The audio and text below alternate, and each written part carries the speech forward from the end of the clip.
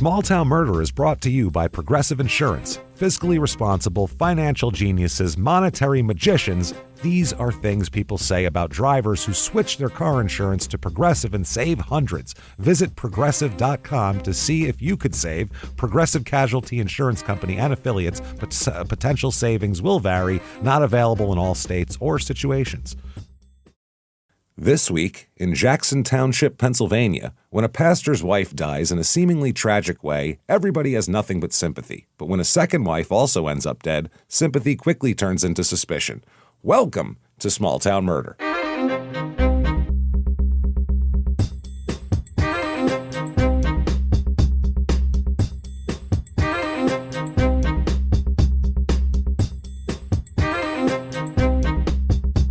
Hello, everybody, and welcome back to Small Town Murder. Yay! Oh, yay indeed, Jimmy. Yay indeed. My name is James Petrogallo. I'm here with my co-host. I'm Jimmy Wissman. Thank you, folks, so much for joining us today on another absolutely insane edition of Small Town Murder. We got some wild stuff for you today, as usual. That shouldn't be a shock to anybody out there. Would like to welcome everybody back to Netflix, of course. Yeah. And if you're new to the show, check out. We have over 600 more episodes, so you can listen to that wherever you listen to podcasts. Also listen to Crime and Sports and Your Stupid Opinions, our other two shows. Yes. Check those out and do that. Definitely head over to shutupandgivememurder.com. Yeah. You need tickets for live shows, everybody, and that's where they are, starting with February the 21st in Nashville this week. Coming up. Let's go. Still a few tickets left, so get your tickets now. We can't wait. Also, March 6th in Durham, North Carolina, March 7th in Atlanta, and that Your Stupid Opinion show in Phoenix on March 21st as well at Stand Up Live. Get those. Shutupandgivememurder.com. Then get yourself Patreon. Do yourself a favor. Yeah. Patreon.com/crimeinsports is where you get all of the bonus material. Anybody $5 a month or above, you're going to get everything we put out, including hundreds of bonus episodes as soon as you subscribe, back ones you've never heard before, new ones every other week, one Crime and Sports, one Small Town Murder. How much of that do they get? A little bit of it? Get it all. All of it? No, I thought it was a little bit of it. They get all of it? No. Oh, my goodness. I don't have any room in my pockets to hold any of this. You get it all, Take everybody. it all. There you go. And in addition to that, you also get all the shows we put out, Crime and Sports, Your Stupid Opinion, Small Town Murder, all ad-free. And you get a shout-out at the end of the show. Unbelievable. And you get new ones every other week, new bonus episodes, one Crime and Sports, one Small Town Murder, and you get it all this week for Crime and Sports. We're going to do part 2 of the Dead Cyclists episode, because that was wild. Cyclists, you guys are the people on bicycles die so often. It's crazy. So much. Then for Small Town Murder, let's do it. Let's dig into some conspiracy theory time and all of this with we're going to talk about the Kurt Cobain death because we've been planning on it actually for about the last month, and then 2 days ago they came out with some new thing and investigation or whatever. So we're going to look into all that and see what we think, because I haven't looked into it that deeply. I have my opinions, but who knows? We'll see what happens here. Patreon.com/crimeinsports. That said, disclaimer time. Yeah. This is a comedy show, everybody. It is. It's a comedy show. We're comedians. People are certainly going to die because the show would be false advertising if they didn't. But we're also going to make jokes. And you go, well, how does that work? Well, it works very easily here because we do it tastefully. See, that's how we do it. Yeah. Think like 70s Playboy. Just the side of something, nothing too crazy. Yeah, you don't want to be. I don't want to be too gross about the whole thing. And I think the jokes lighten it up a little bit, too. To me, if I'm listening to a serious show and they're like, and her head was removed from her body, it almost sounds creepier, doesn't it? It sounds gross. No, thank you. We like to try to lighten the mood a little bit, but what we do is we never make fun of the victims or the victims' families. Why's that, James? Because we're assholes. Yeah, but we're not scumbags. And that's how that goes. That's all you have to do there. So that sounds good to you. You're going to hear a wild story. If you think true crime and comedy should never, ever go together, we might not be for you. I don't know what to tell you, but I think maybe you should check it out and give it a try. Might be something that you don't think you would like, but you'll like it. Either way, no complaining later. That's what it is. That's the way it works because we don't really care. That says about what people think anyway. Yeah. That said, I think it's time to sit back, everybody. What do you say? Yeah. Let's all clear the lungs, arms to the sky, and let's all shout. Shut up and give me murder. Murder! Let's do this, everybody. All right. Let's go on a trip, shall we? We got All right. We're going to Jackson Township, Pennsylvania. That means nothing to you or to me because we don't live in Pennsylvania. No. If you live in Pennsylvania, you probably cracked up laughing just hearing that because there are 18 Jackson Townships in Pennsylvania. Stop it. Which, yeah, when they planned that out, they didn't understand that someday some dickhead doing research for a fucking comedy murder podcast would have to figure out which goddamn Jackson Township this is in which county and then get all the right. It's insane how hard this was to compile the township. This is in eastern Pennsylvania. It's about an hour 45 to Philly and about an hour 45 to New York City. So right there. Equidistant. Yep. It's about an hour and a half to Pottstown, Pennsylvania, our last Pennsylvania episode, Strange Affairs and Frozen Blood, which I think you can pretty much, you can glean from that and go back and check it out. This is in Monroe County. So this is the Jackson Township in Monroe County. That's the only thing that separates them is there's no two in the same county. I think that's the only rule they set out here. And this is a place where zip codes are important if you're mailing something. Sure. Very, very important. Area code 570 and 272. Town motto, pretty simple and understandable. You're looking for the other Jackson Township. Sorry. That's their town motto. There's more. Yeah. But wait, there's more. But wait, there's more. Oh, you're in the wrong place, man. Yeah, you want to be over in Lebanon County because that's where one of them is. That's where one of them is because I did the entire goddamn town stuff on that one, then realized it was the one in Monroe County and had to go back and do it over again. So a lot of fun. History in this town, a big portion of the Pocono State Park, which is a big Pennsylvania state park, is on Camelback Mountain, which doesn't just exist in Phoenix, in Jackson Township. So it's a big part of that area. Jackson Township was incorporated on December 13th, 1843, and like most of the Jackson Townships was named for Andrew Jackson. Andrew Jackson, named for A lot of the ones came about, like the one in Lebanon came about in like 1814, which at that point he was the hero of the War of 1812. So that made sense. And then later on, though, you're making a statement with that one. Jackson Township was mainly a farming and logging community. Really? Yeah. I guess, according to their history, quote, some of the state's most progressive farms in the mid-19th century were located in Jackson Township. I don't know what that means. They grew weed? What does that mean? I don't know. Mushrooms? What are we talking about? Progressive farms. Jackson Township also played a part in the Monroe County ice industry. This was a big deal, an actual industry. Most of the ice was harvested on two major lakes in the township, Trout Lake and Mountain Springs Lake. So they just imagine that. Wait for the shit to freeze and ship it off and bring it in. And you're just getting frozen lake water. Then you're drinking lake water. Trout Lake, which sounds like there's trout in it, which means it probably smells of fish, I would think, right? I can't imagine just drinking dropping ice water? Cubes of lake in your drink. Oh, it would look like demi-glace, basically. It would have chunks floating in it and shit. You'd be like, why is it all cloudy? Why? No good. I don't like Is that all you used it for? Was just for drinks? I don't know if it was for drinks or I think mainly back then they used it to they had ice boxes. Keep things fresh. Yeah, you get ice to put in the ice box to keep your fridge. That was a fridge back then before electricity. So I think that was the major thing rather than for drinks. But I mean, I'm sure somebody made some shit with it. That's fascinating. Reviews of this town, and it has about 3.7 stars on Niche is the average here. Here is 4 stars. A lot of people come for Crayola and Hershey, both of which are great. Okay, so it's near both of those things. Are you eating crayons, sir? I don't know. Is that both are great. They're both great. Both are delicious. I like yellow crayons and the regular Hershey's chocolate bar, the classic. You know what I mean? That's the gray is nice. It's not bad. You wouldn't think it would have any flavor. You'd think gray would be pretty tasteless, but man, it's got something in there. Here's 4 stars. I wish I had the option of staying here forever. Are you being? Why don't you? Are you being sent to space or something? Like where? Why can't you just stay there? You can stay as long as you. Have you been forcibly removed? That's what I mean. Or they kick you out of the town? Here's 4 stars. Minimal crime in this area. We'll be the judge of that. We have the stats. Calm down. Besides some isolated occasions, not many drastic occurrences. Okay. So no major crimes. There are no giant in a small town in the middle of Pennsylvania. Not shocking. Here is 3 stars. Very eclectic. Now, when you hear that, you would think, oh, there's like a lot of different kinds of people. Maybe there's like an art district, and then there's like an industrial area. It's very eclectic. Yeah. No. What does it mean? They mean it's, well, I'll just read it. Quote, it gets quite hot in the summer. Eclectic. Below zero in the winter, and everything in between. You know, weather.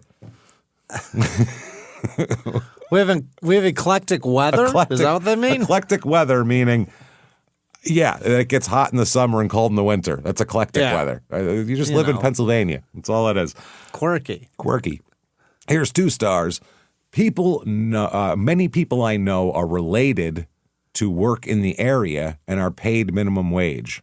Are related to work. I don't know if they mean elated to work or related. I'm not sure. I don't know. My 46-year-old mother, who is about to receive her master's degree and go on to her doctorate, works 2 jobs.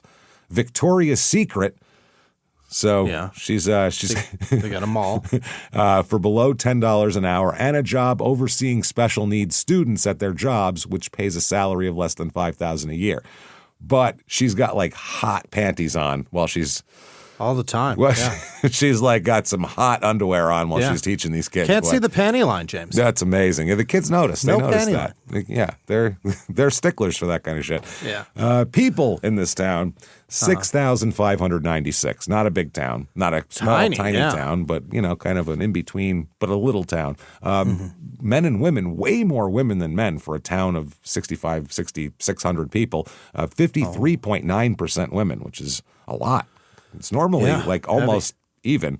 Men, 46.1, obviously. Median age here, 46.9, which is well above the national average by about 8 years. So it's an older crowd. Family here, too. It's a very kind of stay married kind of crowd. 57.2 are married, percent are married. So that's above the national average by far. Lower divorce rate than normal. And it's about average for people that are single with children. Race of this town, 71.1% white, 7.3% black, 4.4% Asian, 16.3% Hispanic.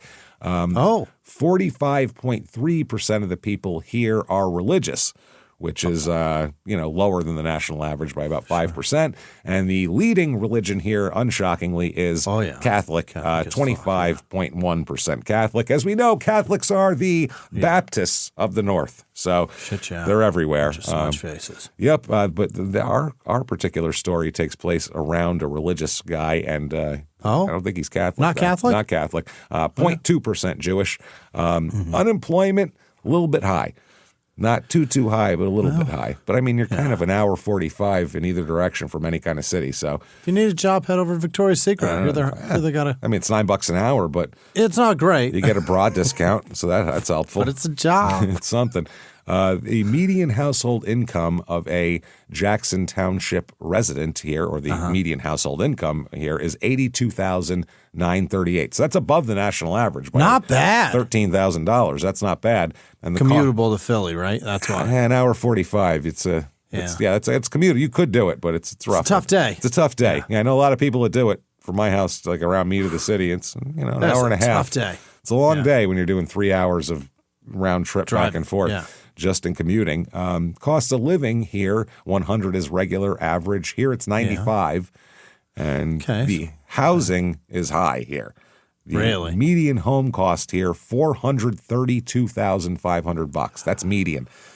Holy. That is high. That is very high. Pennsylvania's average is $242,800 for the state. So that is well above that. And if we've convinced you, damn it, the only place you could possibly be happy is in this particular Jackson Township because, we know there's plenty of others. We have for you the Jackson Township, Pennsylvania Real Estate Report.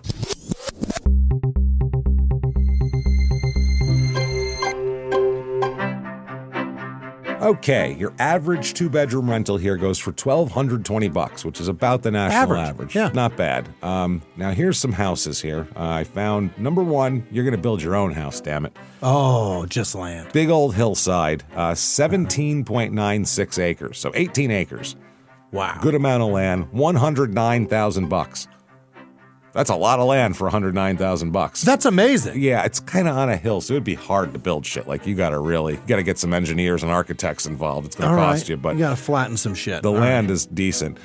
Here is a 4-bedroom, 3-bath, 2,700 square foot house. Yeah. Now, the outside, it looks nice. It's a brick house, 2-story, the 2-car garage. Looks very nice. Inside looks like it's got some problems.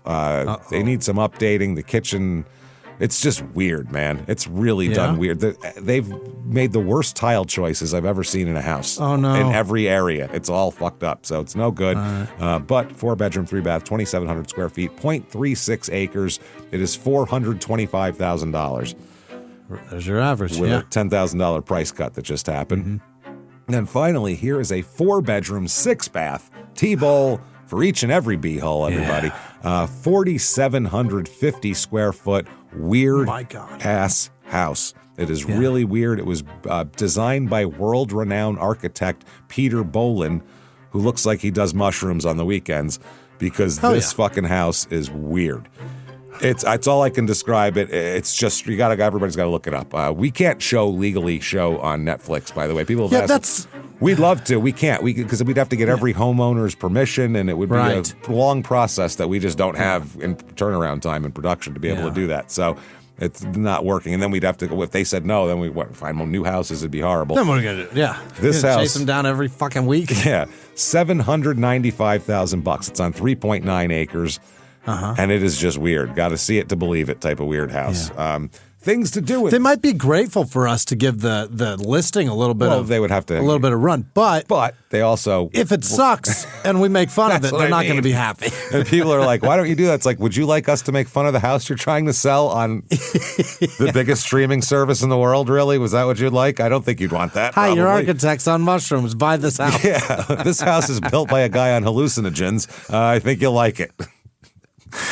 So anyway, things to do in this town. Let's find out what we're doing. The 2025, and this is the 2026 coming up, the Jackson Township Community Celebration. Is there a yard sale? It's a 4-day event. Well, they have rides, inflatables, games, fair food. Got to have that.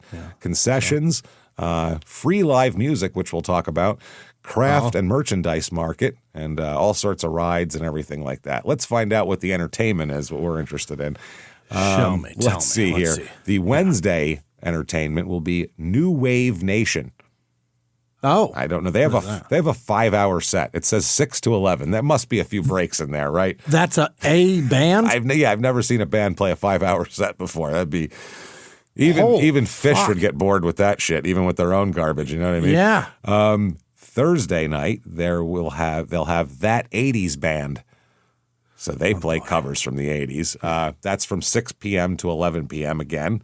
Then we have on Friday night, there's a couple of walks, a half-mile run walk, a kids walk they have. Sure. And just to tire them out. And it's not for charity or anything. It's just to tire these little bastards out. We have live entertainment at 6 p.m. Vinyl Arcade will be there. It's another band. Yeah, it should just be called Retro Words. Yeah. Vinyl Arcade. Retro stuff. 8:30 p.m. Disco Inferno will be there. Hell yeah. Let's go. Is Blockbuster Sam Goody headlining? I think, yeah. They're this next one. The next one. Circuit City Hollywood Video comes after Blockbuster. Let's go. Yeah, we got to do that here. Disco Inferno would be great if it was just the wrestler from the 90s who came out. And he was like, hi, everybody. How you doing? I'm going to do some stuff here. Saturday, June 21st, finally, we have from 3 to 11 p.m. This is all going on at 6 o'clock. We have Follow the Sun is the name of the band. Go west, I guess, at night, and east in the morning. And then at 8:30 p.m., we have Trailer Park Ninjas will be there. I'm beside myself. I don't know what to say about that. There's only 6,000 people here. It's tough to get anybody to show up to this shit. Somehow I'm still surprised that Ludacris isn't here, though. Even that. Yeah. Dude, Ludacris just played the Bird's Nest at the Waste Management Open. Nelly, Ludacris, and somebody else with them, too. But they headlined the whole fucking thing. They did, yeah, because it's a Well, one of the Ludacry did. You don't know if it was which Ludacris. Hey, you don't know it which was. one. We don't know which Ludacry that was. Also, Campfire Acoustic is a band, and Giants of Science. Okay. I don't know how that makes it attractive for music. Now, crime rate in this town, property crime is about 1/3 beneath the national average. So not a lot of property crime. Violent crime, murder, rape, robbery, and of course assault. The Mount Rushmore of crime is slightly above half the average. So it's almost half the average too. So it's very safe here. Pretty safe, yeah. Pretty safe. That said, let's talk about some murder here, Let's I think. do it. Let's get into some murder. Okay. Now we're going to start out in North Lebanon Township, which is not the town we just talked about, but it comes up here. This is April 23rd, 1999. Yeah. Okay. 2:15 p.m. So a nice spring day, middle of the afternoon. Well, not so nice. We're kind of reeling from Columbine right now. April 23rd, 1999. 3 days later. Yeah, 3 days after that. These people weren't thinking so much about that, I don't think. Maybe not. I don't think so. Maybe it was already over, wrapped up by then. Yeah, they were like, that's fine. Yeah. You know. They're dead. Fuck it. I mean, they'll find all the bodies eventually, and Yeah. Jesus, that was the worst thing ever. So That was a bad one. Oh, God. So a guy named A.B. Shermer, S-C-H-I-R-M-E-R. A.B. Shermer went for his afternoon jog that day. He's trying to run off the memories of Columbine. He couldn't take it. He was like, man, I watched it too much on CNN. Get some introspective. And he returned to his home on Skyline Drive in North Lebanon Township at about 2:15 p.m. He walks in the door. When he walked in, he found his wife of decades, as we'll talk about, of 30 years, 31 years actually. She's lying at the bottom of the basement stairs in a pool of blood. Oh, no. There is the cord of a shop vacuum. If you don't know what a shop vac is, some people don't know what that. It's the thing that that sits in your garage, the big canister, and you can you can suck up like screws and a swamp and just anything you want in there. Like plastic bags. Get a load of that. Kittens, like whatever fuck. It'll take anything in. It's wild. All that shit that smokes the belt in your normal vacuum, clean. No problem. You just dump it all out. Yeah. Suck up paint. No problem. No problem. Well, she's got the cord of one of these shop vacs wrapped around her ankle. So she's down the steps, angled down with her head down there, pool of blood, shop vac cord wrapped around her ankle. So this looks like a tragedy. Looks like she tripped. Looks like she tripped, fell down the stairs. So he calls 911 right away, obviously. 911 shows up, and weird thing is they take her away in the ambulance, and he doesn't ride in the ambulance with her. No? Which is strange. You'd think you'd be in the ambulance, and if they said you can't be in here for some medical reason, you'd be in the car fucking on their bumper, I would imagine, right? He stayed back at the house for a bit. Oh? He wanted to stay back. I don't know if he wanted to change his jogging clothes or what the deal is, but he said, I'll be there in a while. I'm going to stay at the house for a minute here, which is odd. So Jewel was rushed to Penn State Milton S. Hershey Medical Center, where doctors discovered she has a traumatic brain injury and a fractured skull. Jesus. They figure out that the fractured skull would have required about 750 pounds of force to apply. Can't do that from a fall down the stairs, right? I mean, it depends on how big those stairs are. You'd have to be. And if you're breaking your fall at all on the way down, I don't know how you would do that. That's like 750 pounds of force. Dropped from a 2-story, that's a lot. So she's put on life support and she dies. Yeah. Okay. Now we'll talk about this here. And, obviously this looks like a tragedy, and he's AB is a local pastor. Very well known in the area. So is his wife. They've also had a musical act that they've been doing together for the last 30 years. That's pretty popular in the church scene around here. So he's a known guy, and but they have to look into this. Obviously, it's any death, unexplained death, they have to look into.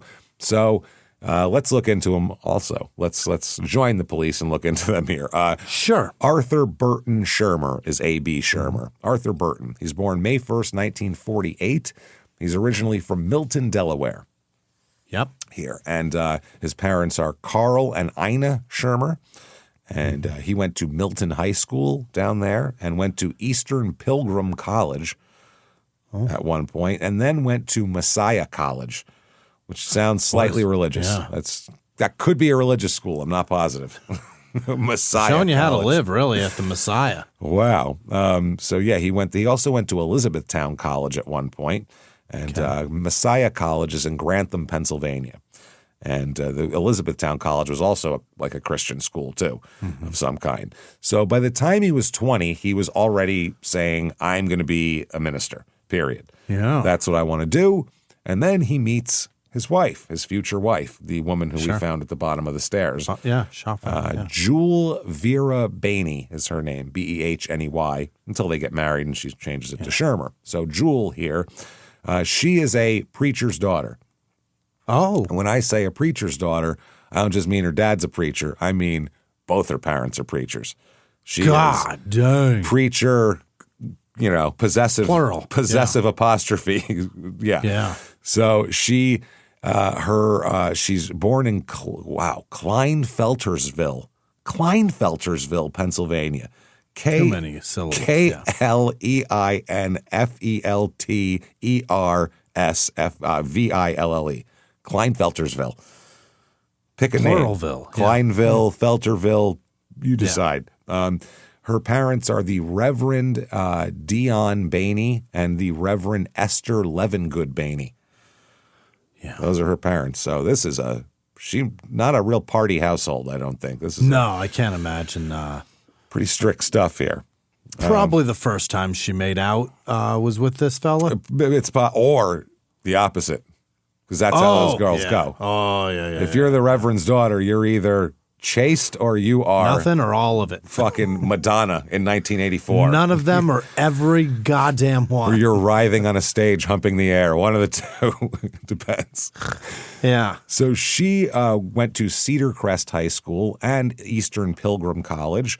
And she was also attending Messiah College when they met. That's how they met, when she was a junior at Messiah College. So they get married. I found their wedding announcement, by the way. I found in the paper, I found the picture of her. I have the picture of her as a bride and all this shit. She apparently, according to the newspaper, quote, the bride wore an empire gown of Chantilly lace, which I'm sure, what's his name? Was that Fats Domino would be very excited about? Was that not the Big Bopper? Big Bopper. Was it Big Bopper? Yeah. One of those guys. Okay. And it was a 50s song. And Peu de Soy. I don't know what the fuck. Peau. I assume. D-E-S-O-I-E. So, I don't know. French is not my strong suit. I'm sure if somebody said it to us, we'd know exactly what the fuck they it's mean. a lovely Peu de Soy you have. Peu de Soy. Peu de Soy.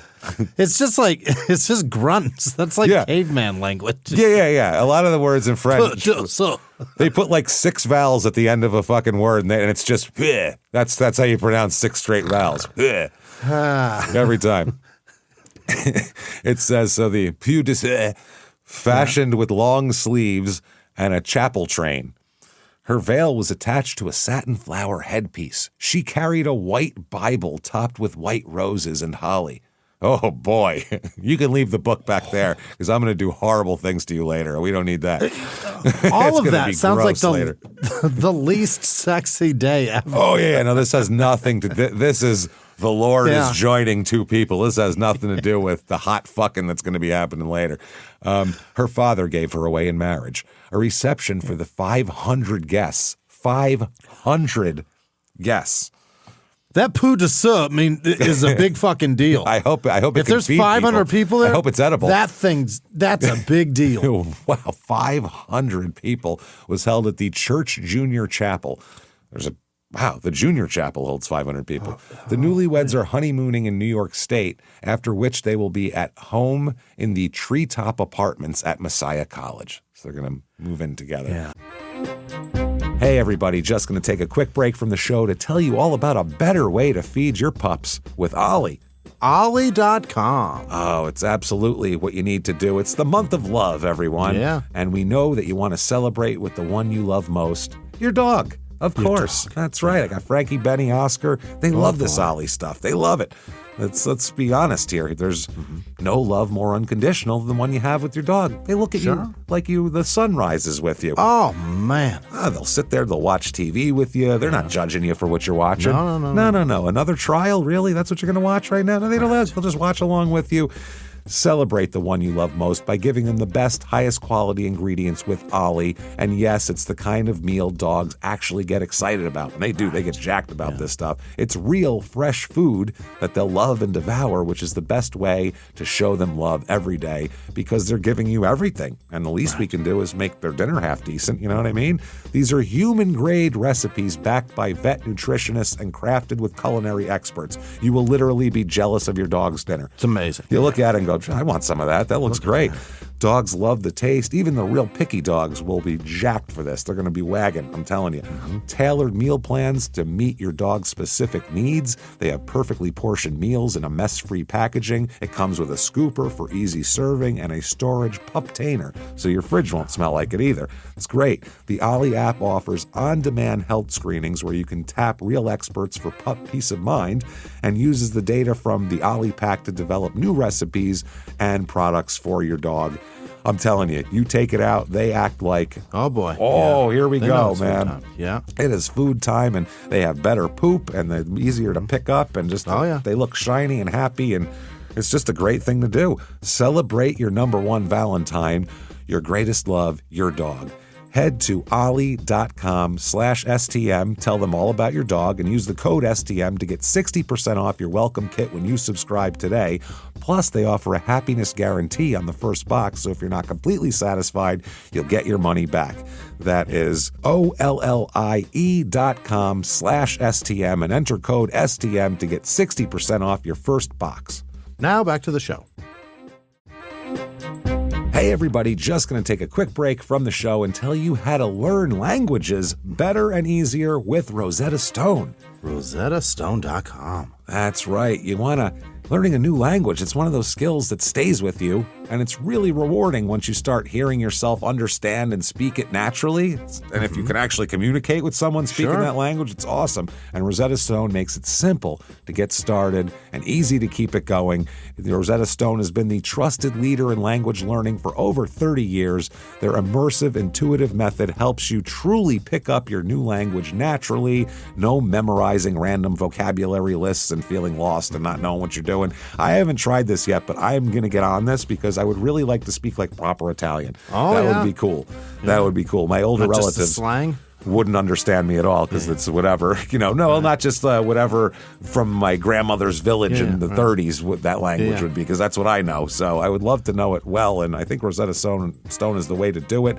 They even have a thing that helps you with your pronunciation. It's called True Accent, which is also very important. Yeah. Because, you hear someone with an off accent, and you're like, that's not right.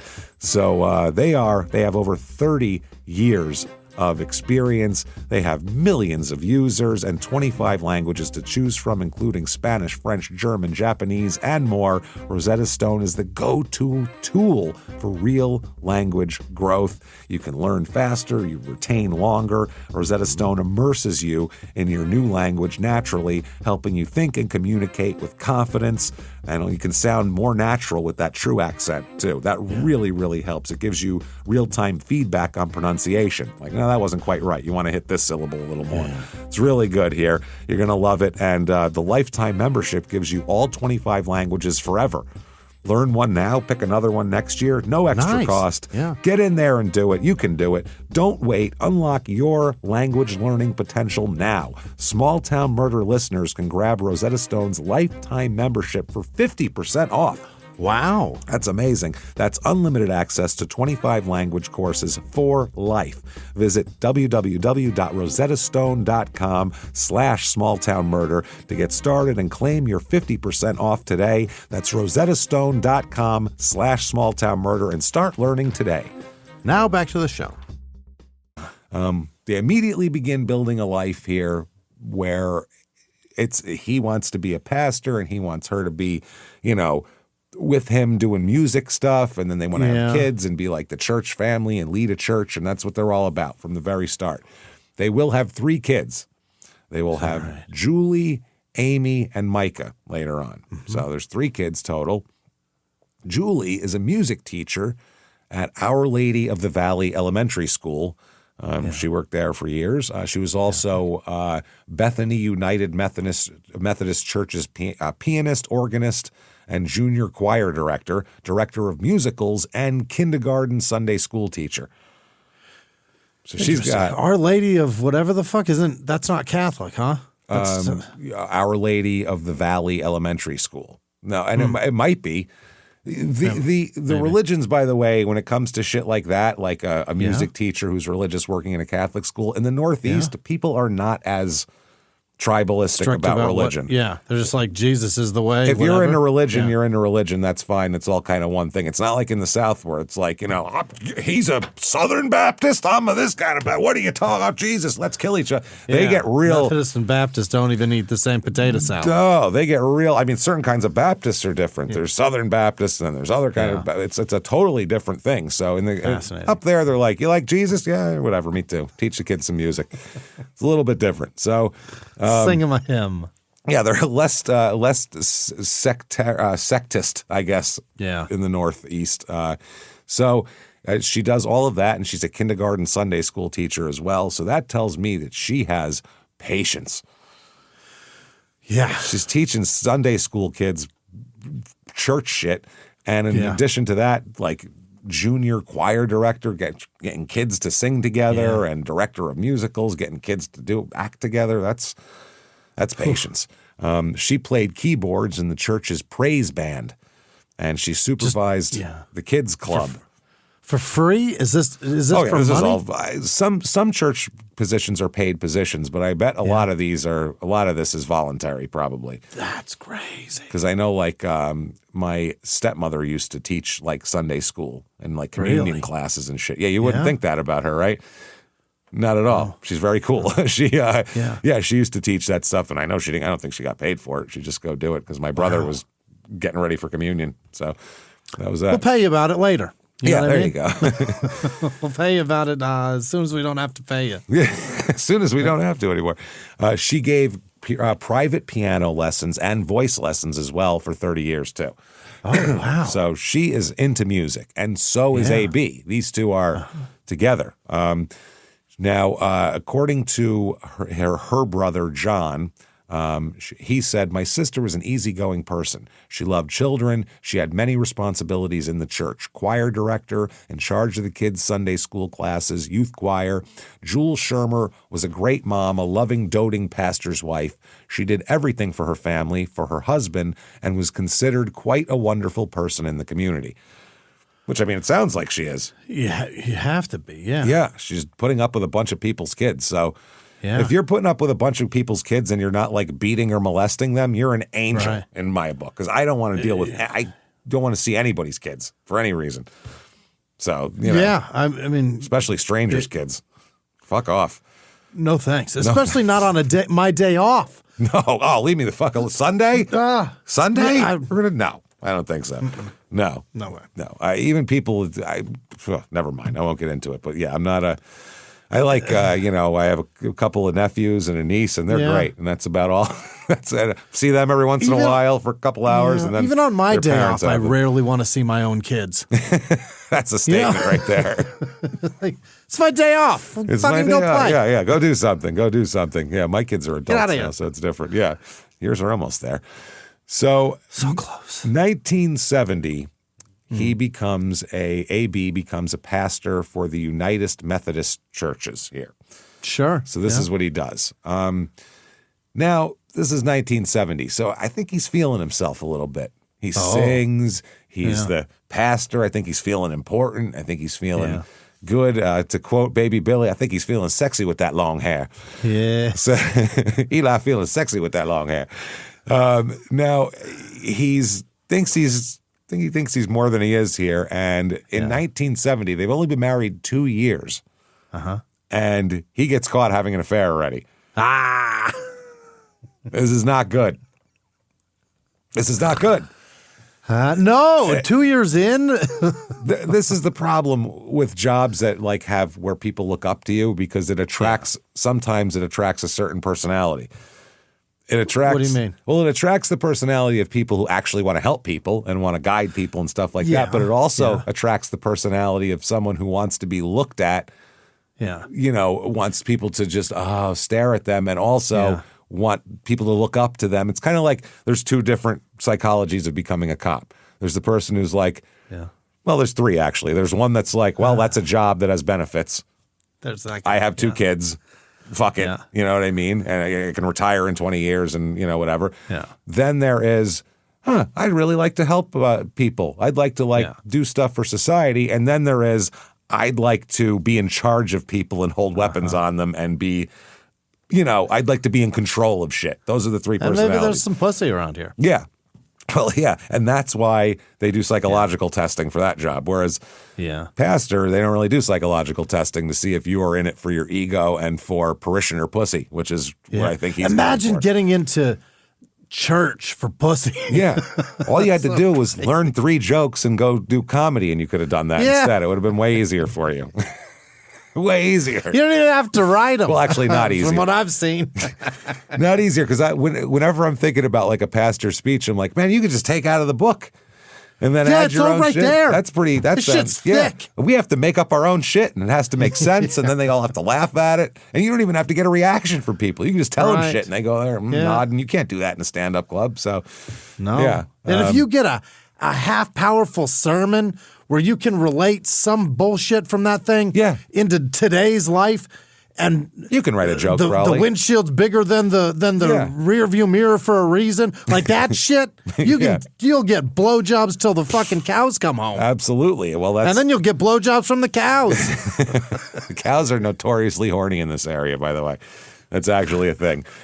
So after about 2 years of being married, this is bad. Now, Jewel confessed to her family that he'd had been unfaithful and had strayed. Mm-hmm. Okay, so I guess she was embarrassed about it, but she would tell her family, and she needed support. Wow. So AB will have multiple affairs with women in his congregation. What the fuck, AB? Not to be trusted with your wife, basically, if you go to church. Not to be trusted. This is... The bad part is, too, this isn't just like, some single lady wandered in and she's attracted to him and they had an affair. These are women that come to him to be in a trusted position. These are women who come to him not only for spiritual guidance, but sometimes for marital counseling. Oh, my God. So they'll come to him, can you help me with my marriage? And he's like, I can help with this dick. You a trick or two. I'll teach you something. Yeah. So that is pretty fucked up. That is the ultimate fuck up. That's like a therapist fucking their client, a doctor. This is a position of trust, and this should be the most trusted. If these people actually believe all this, then this should be the most exalted position there is. Yeah. So I don't get it. One woman later said that she had a years-long affair with him after meeting him at church during a vulnerable period in her life. Oh my God. So we don't know how many simultaneous affairs he is carrying on. Yeah, how many has he got going on? He is dipping his stick in half the church at this point. Yeah. So this woman said they met at a local hotel approximately 3 times a year for several years. So this isn't like this is just like a maintenance thing every once in a while. He just can't have a dry dick, can he? I think he's just like, well, I'm booked September, October. I can't. I got room right before Thanksgiving, but I can't do any earlier than that. You should. I mean, if you're married, Christ, you shouldn't have time to. You shouldn't have enough left. No, you shouldn't. Well, I think this guy probably tells his wife he's got to go counsel people. He's going to do some spiritual thing for the church, and then next thing you know, baby. He's at the Howard Johnson's getting it on. So is that what it is? He's doing it at the Howard Johnson? Well, that's just later on. There's a Howard Johnson reference, so that's what's in my head is a shit hotel of Howard Johnson's. Yeah. So they would do all this. She said that it was purely physical.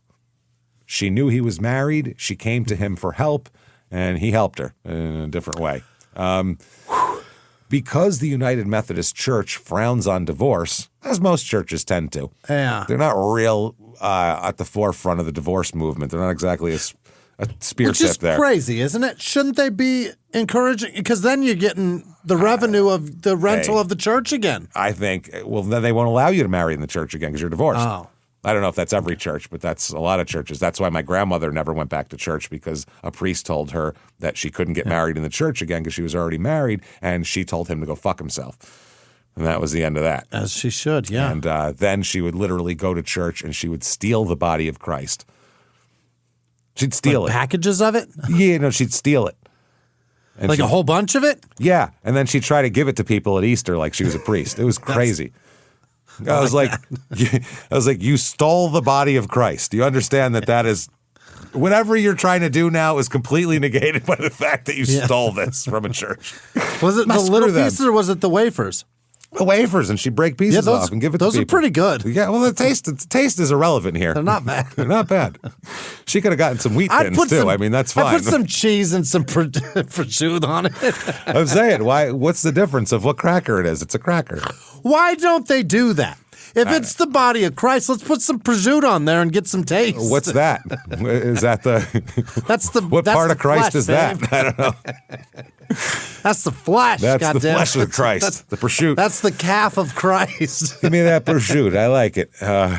So yeah, they don't get divorced, Jewel and AB, because of this. So she knows he's carrying on affairs. She knows about all this, and she pretty much has to eat it. Because she doesn't want to go against the church and all of that kind of thing. She just keeps teaching and directing choirs and doing Sunday school, and everybody knows. Yeah, she's like Henry Hill's wife. She's like Lorraine Bracco in Goodfellas. She knows what's going on. Yeah. She's just not going, 2R, Rossi, you're a whore. Right. Yeah. There's a whore living in your building. Superintendent, she's not doing that. She doesn't have a 38 to wake him up with. No. So they would travel all over the place and do music shit, too. That's the other thing, these two, Jewel and AB.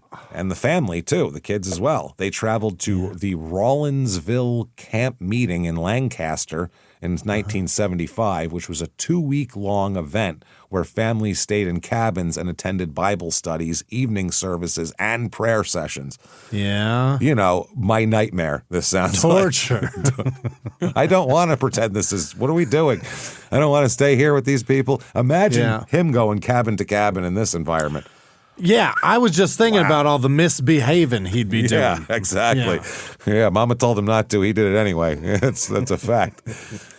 So this, I mean... Everybody told him not to. Everyone told him not to. Jesus told him not to. He did it anyway. Now this, too, he can go around and say, well, I have to go counsel this one, and this lady came to me for counseling, and what's she supposed to say, you know? So anyway, they had a singing duet, basically, Jewel and AB. Which that would be hilarious if it was like a realistic duet where she sings about what's actually going on.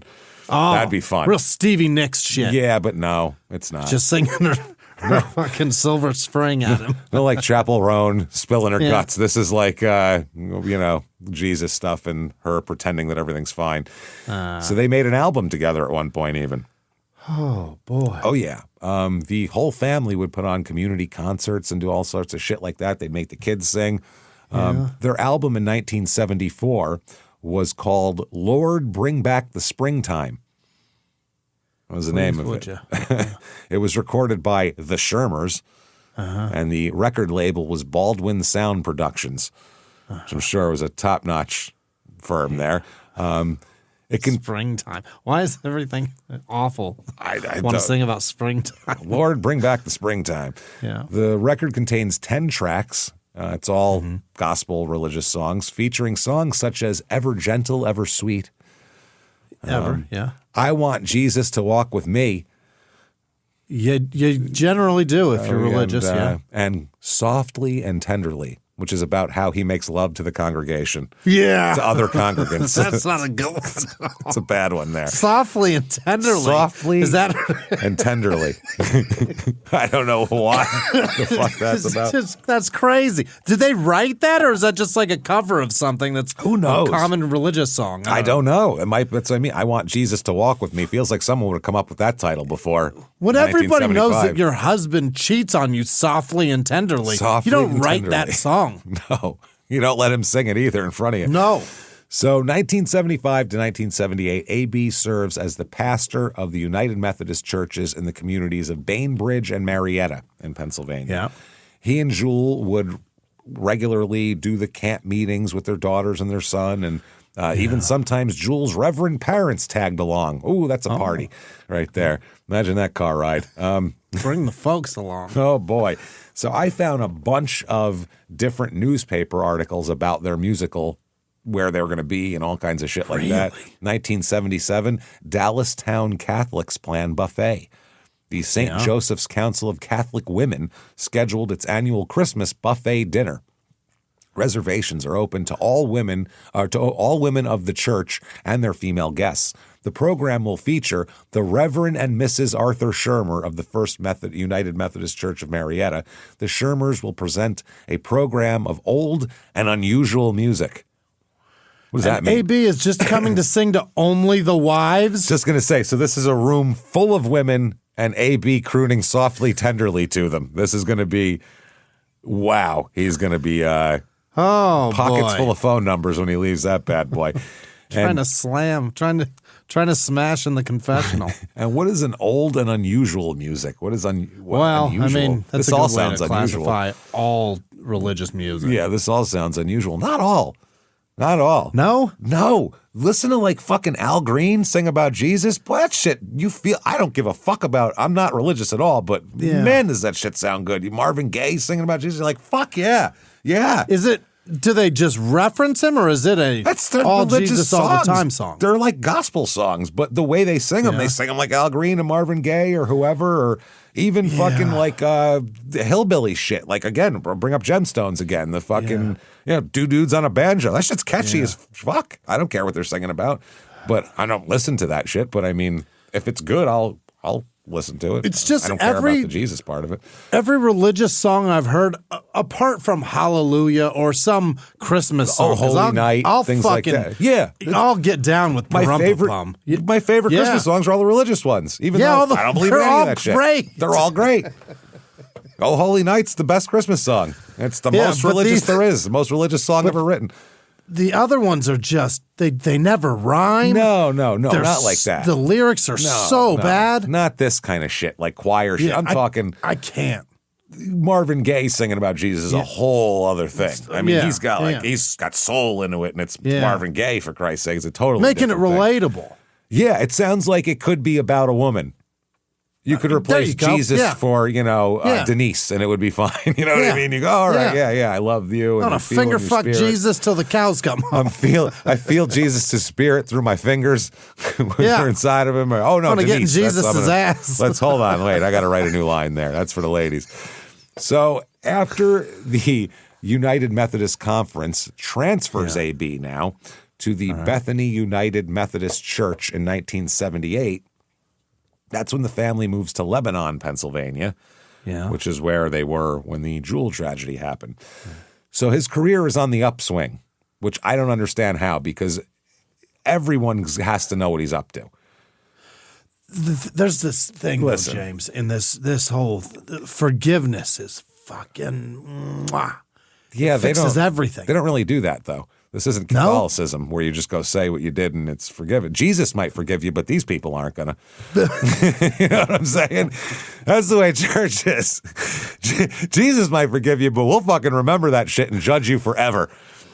If you're slightly different. Pastor, if he's still the pastor, maybe they don't. The pastor should be twice as fucking. The pastor I don't disagree. Spotless. He should be Christ-like, right? I'm saying in the event he's not, perhaps that they relate even harder. But how would you listen to that guy now? You're full of shit. Don't tell me what to do. What if they're doing it? What if this dickhead's doing it too? From row 4. What are you talking about? You know what I mean? What if all these dudes are trying to do the same shit? I feel like that goes against literally everything that they're doing. Right? Yeah, I don't disagree. But the amount of people that cheat on their spouse is outrageous. Yeah, absolutely. But if you're fucking the congregation too, that's even worse. Like that's crazy. That's crazy. But he's a great speaker, and I heard him sing, and he's got like it's almost like opera. Like he sounds like Jim Neighbors singing Christmas songs, where he's like, oh really? Or he sings like that. You know what I mean? I don't like that. I don't either. It's ridiculous. You're like, what are you doing? Yeah, it's he just so said, I'm going to make a uncomfortable. Christmas album. Yeah, what is this? Rudolph the red-nosed reindeer. That's not singing. I can do that. That's terrible. Go be Gomer. Knock it off. This is terrible shit. What are you doing? So, but he's charismatic. He's magnetic. People love him. People say it feels like God was speaking to you from this man. Like he had a passion. Yeah, he's a showman. That's why he's getting pussy left and right. He's a showman. Yeah. He should have just tried to be in a band. And Right. you know what I mean? Just you could have gone around all this, but he needed to be also, a respectable guy. One of his friends and associates named Daryl Cox said, from the Cox outfit there. Sure. It's repairing small engines. He said that AB was our friend, our confidant. He was just an all-around good guy. And then he said, right, honey? Hey, where's my wife? Where's my wife go? Hold on a second. I hear moans. Where's that coming from? Now, he would eventually, by the way, AB, serve as the chaplain of the Pennsylvania House of Representatives. So the goddamn legislature of the state of Pennsylvania. Okay. That's more fitting. That fits. That's the environment he should be in. That's where he should be. Perfect. And perfect mixture of setting and religion and scumbag shit. It's perfect. It's perfect. So 1984, I found an ad for the annual banquet. The Emmanuel Brethren in Christ Church of Cleona held its annual mother-daughter banquet recently. He's got a type of where he wants to go. How does he get these gigs? He's like, hey, listen, I can I have a bonding experience for you and your daughter to take part in. Jesus Christ. This is unbelievable. Everybody knows what he does, and they still just book him for women's conferences? He sings like an angel, Jimmy. It's okay. It's fine. It's totally fine. Wow. The Reverend Arthur Shermer and his family from Bethany United Methodist Church presented a program of vocal music and a puppet show. Where the fuck did that come from? What is that about? I don't know. Before it was unusual music. Now there's a puppet somewhere. I don't know who does that. This is really turning like Jim and Tammy Faye Baker style here. Her with her Sally Moppet and all that shit. Very uncomfortable. Real weird. Louis Beard led devotionals and dinner was served by the Men of Emmanuel's couples class. Men of Emmanuel's couples class. Okay. Here's 1984. This is from the Daily News. The guest entertainer was the Reverend Arthur Shermer. He entertained by singing new Christmas carols. Oh, boy. One of which was written by his wife. Oh, my God. Which is actually All I Want for Christmas Is You. Mariah Carey stole it. That bitch. Yeah. No. I knew it. Nobody needs new Christmas songs, by the way. We have plenty. Stop There's writing so Christmas many songs. There's so many. So many. It's been, 3 decades since a decent one has come out? Maybe 4 decades, probably 5. I don't know when the last one that came out that was any good was. To me, Christmas songs are all 1970 and before. Yeah. You know what I mean? Yeah. They're either like the Oh Holy Nights and all that, or it's like Brenda Lee or whatever. I don't want to hear from New Kids on the Block about Christmas at all. No, and I don't want to hear Santa Claus coming to town ever again. No, I never want to hear Santa Claus. I don't want to hear that at all. Bruce Springsteen trying to fucking get his phlegm up while singing about Santa Clauses. I don't know. I like Bruce Springsteen, but that song is particularly bad. Not good. Not good at all. Not good at all. So his wife's new Christmas song was entitled Christmas Is. Plural or Christmas? I was going to say, not like Charlie Murphy saying darkness is. Not that. This is Christmas. For Christmases. No, is. Christmas. Yeah. And it also is. Yeah. It is this and it is that. And it ended with a Christmas sermonette, which I would assume is a woman's sermon. It's a mini sermon, obviously, but yeah, sermonette. One capable for women to understand. Yeah, you know how the church is. The meeting closed. God, that would sound awful. The meeting closed by the group singing Christmas carols with Betty Rhine at the piano and Reverend Shermer leading the songs. Oh, Get boy. after it. Get in there. 1985, their daughter, Julie, wins a contest. What'd she do? Julie Shermer wins silver medal speech contest. And they say Julie Shermer, daughter of the Reverend and Mrs. Arthur Shermer, I mean, they go right to that shit, was chosen as the winner in a silver medal speech contest held in the Bunker Hill EC Church. She's 13 years old. sings with the Shermer family program, and is a student at Cedar Crest Middle School, where she's in the band and chorus. She's now eligible to compete in a gold medal contest. Her speech was entitled "A Girl's Ambition." Mm-hmm. And I don't know what that is in this What's particular her ambition? context. Yeah. To be married to a preacher who bangs half the congregation. Yes, I hope not. Other contestants. Ambition to get married and be obedient. I guess so. So there's a lot of other people. She beat out a bunch of people. 1986, A.B. is a contest winner.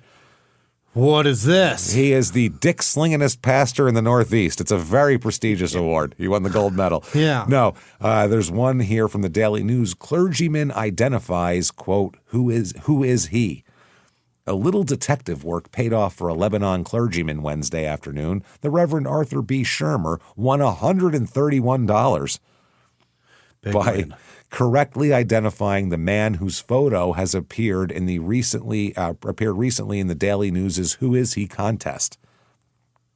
So they put a picture in the paper, and you, I guess, write in or call in or whatever and say who you think it is, and then Guess you win who that is? $131. Yeah, this is before reverse Google image search, so difficult. Shermer correctly deduced that the man is Theodore Pistek, who won an Oscar for the costumes he designed for the film Amadeus. How the fuck does he know that? He knows he recognizes the costume designer from Amadeus. That is a very specific. Yeah, incredibly specific. You can recognize him on sight? Wow. I guess if you're a music guy, I could see why you would like the movie Amadeus. Yeah. That makes sense. But to know what the costume guy looks like. Costume designer's face on sight. They said the clue under Pistek's photo was in the February 27th edition of the newspaper was he would be a useful person to have around at Halloween. He won an Oscar, but not for acting. So Shermer said that clue is what did it for him. He said, looking at the clue about Halloween, I thought he must have something to do with makeup or costumes. Then, because of the clue about the Oscar, I decided to call the Library of the Academy of Motion Picture Arts. That cost him money back then to call that. Yeah. That cost him money. That's a call from PA to L.A. Yep. And Sciences to get more information. They gave me names of Oscar winners fitting this category. From then on, it was just a process of elimination. Getting the answer was just a phone call away. Shermer bought 4 newspapers until he hit pay dirt, he says. He has won the Who Is He contest 2 other times, in 1968 and a few years ago. The first time he won about $90, the second time about $140. Hey everybody, just going to take a quick break from the show and tell you a better, easier way to cook with Tovala. Tovala.com. Absolutely. You don't want to stare into the fridge that dinner time. Oh boy, what are we doing? We didn't plan anything tonight. Oh no. How do we make something out of what we have, and how do you put something? Don't do that stuff. Get Tovala. These meals are amazing. I love food, but if you love food and hate cleaning and cooking and doing all that, this is the thing you need to get. Tovala. It is fantastic. This podcast is sponsored by Tovala. Tovala is a smart meal delivery service, fresh meals, and a smart oven that does the cooking for you. So cool. Small Town Murder listeners can get a Tovala Smart Oven for just $49 plus free shipping when you order meals 6+ times. Just go to Tovala.com/STM and use our code STM. Tovala makes it so easy. You scan the meal's QR code, you pop it in the oven, and it knows exactly what to do. It cooks everything perfectly, and it'll be like it changes temperatures. There's a steam thing that happens. Oh, yeah. It's the coolest thing in the world, and I love this thing. And the other day I had the filet with the red wine glaze and the mashed potatoes.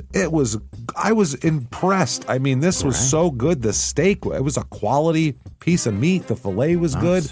And it has like less done and more done. And I put it on less done, and I'm like, oh, let's see if this is good. It was medium rare, perfect. It was juicy, so delicious, great taste, great. You know, the potatoes are really good. You're going to love it. And Tavala's Smart Oven isn't just for their meals as well. You can also use the oven to scan store-bought groceries like Eggo waffles, Pillsbury cinnamon rolls, and Amy's frozen meals. Wow. And on top of that, you can just use it as an oven. You can set a temperature and it's a nice little oven. It's really good, and it's got the steam thing. It's excellent. You're going to love it. And with Tovala, you can finally dinner better and remove dinner from your to-do list For a limited time, because you're a Small Town Murder listener, you can get a Tavala Smart Oven for just $49 plus free shipping when you order meals 6+ times. Just go to Tavala.com/STM and use our code STM. That's a $49 Tavala Smart Oven when you head to Tavala.com/STM and use the promo code STM. One last time, that's TOVALA.com, and make sure you use our promo code STM. Remember, with Tavala, dinner is taken care of. Now back to the show. Hey everybody, just going to take a quick break from the show to tell you the best gift to give anyone at any time with Aura Frames. AuraFrames.com. Oh, you know it. Aura Frames are a great gift for any occasion. They're just the best thing to give someone for birthdays, anniversaries. Someone moves into a new home. That's perfect. They got a new baby. Oh, they're going to have so many pictures. Boy. That's it. Or just because you want them to have it. It's very nice. It's so good. I know there's one at my dad's all the time that pops up. All my relatives have these. I give them to everybody. It's of my great-grandfather on his baseball team in like 1932. And it's the coolest picture. Yeah. It's so cool. It's all these old guys. It's so neat. And I love seeing that on there and then seeing all the pictures through the years. It's so the Aura Frame is the best. It goes through. They have free unlimited storage. You can add as many photos as you want. Videos anytime you want. You can personalize the gift by adding a message before it arrives, and you can share videos and photos effortlessly. You just download the free Aura app or text the photos straight to your frame. Nice. It's amazing. Definitely do it. It's named #1 by Wirecutter. Aura Frames, perfect gift every time. Named #1 by Wirecutter, and you can save on the perfect gift by visiting auraframes.com. For a limited time, listeners can get $35 off their best-selling Carver mat frame with the code SmallTownMurder. That's AURAFrames.com, promo code SmallTownMurder. Support the show by mentioning us at checkout. Terms and conditions apply. Now back to the show. Hey everybody, just going to tell you about the safest sponsor that we have to offer here, Simply Safe. SimplySafe.com, SIMPLI Safe.com. Absolutely. We all want peace of mind, don't we? Yeah. We all need that. And for everybody, this should be how you get peace of mind, knowing that your home and your loved ones are safe. And that is the peace of mind that we get when we use Simply Safe, which is always. Simply Safe is tremendous. We use it in all of our homes, studios, you name it. They've been a sponsor of ours for a long time, and they're great, and their product is amazing. You'll love it. We trust Simply Safe, the security system millions of Americans rely on to protect what matters most. And this month, we are excited to tell you about an exclusive offer that we can share with you. 50% off a new Simply Safe system when you order one today. This is the time, everybody. Don't wait anymore. Do this. Traditional security systems, they take action after someone's already broken in. You've heard the show. That is way too late. They're in the house. You're in trouble. So that's not good. Simply Safe's Active Guard outdoor protection can help prevent break-ins before they happen. They have these cool AI-powered cameras backed by live professional monitoring agents. They can monitor, they detect suspicious activity. Let's say someone's creeping and lurking, acting all weird. The agents can talk to them and say, get out of here, I'm calling the cops. Turn on a spotlight, put on a siren, you can do all that stuff, and even contact the police before these people even have a chance to get in your home. Simply Safe is the way to go. No long-term contracts or cancellation fees. Monitoring plans start affordably at around $1 a day. 60-day satisfaction guarantee or your money back. Named Best Home Security Systems by U.S. News & World Report's 5 years in a row. Ranked #1 in customer service among home security providers by both Newsweek and USA Today. So why wait? Protect your home today and enjoy 50% off a new Simply Safe system with professional monitoring at simplysafe.com/small. That's simplysafe.com/small, SIMPLI safe.com/small. There's no safe like Simply Safe. Now back to the show. She's got like a second career in identifying people in the Daily News. 1988, here we go. The Salem United Methodist Church of Mannheim will host a sacred concert. Sacred and this guy in the same sentence is pretty ridiculous. By the Reverend Arthur Shermer family, Sunday at 7 p.m. The program will consist of solos, duets, and other selections by the 5-member family. Great. Okay. 1994, here is Reverend and Mrs. Arthur Shermer, and it's Sunday, November 13th, 10:30 a.m. and 7 p.m., and it's a picture of them like they went to Olin Mills or something and got their photo taken. Like She's standing over his shoulder? He's over her shoulder, and he's got his hand on her shoulder, and she's reaching up and holding his hand. You know what I mean? It's that picture where they look like they're like hiding, like there's a terrorist about to telling them to do something, and they're holding up together.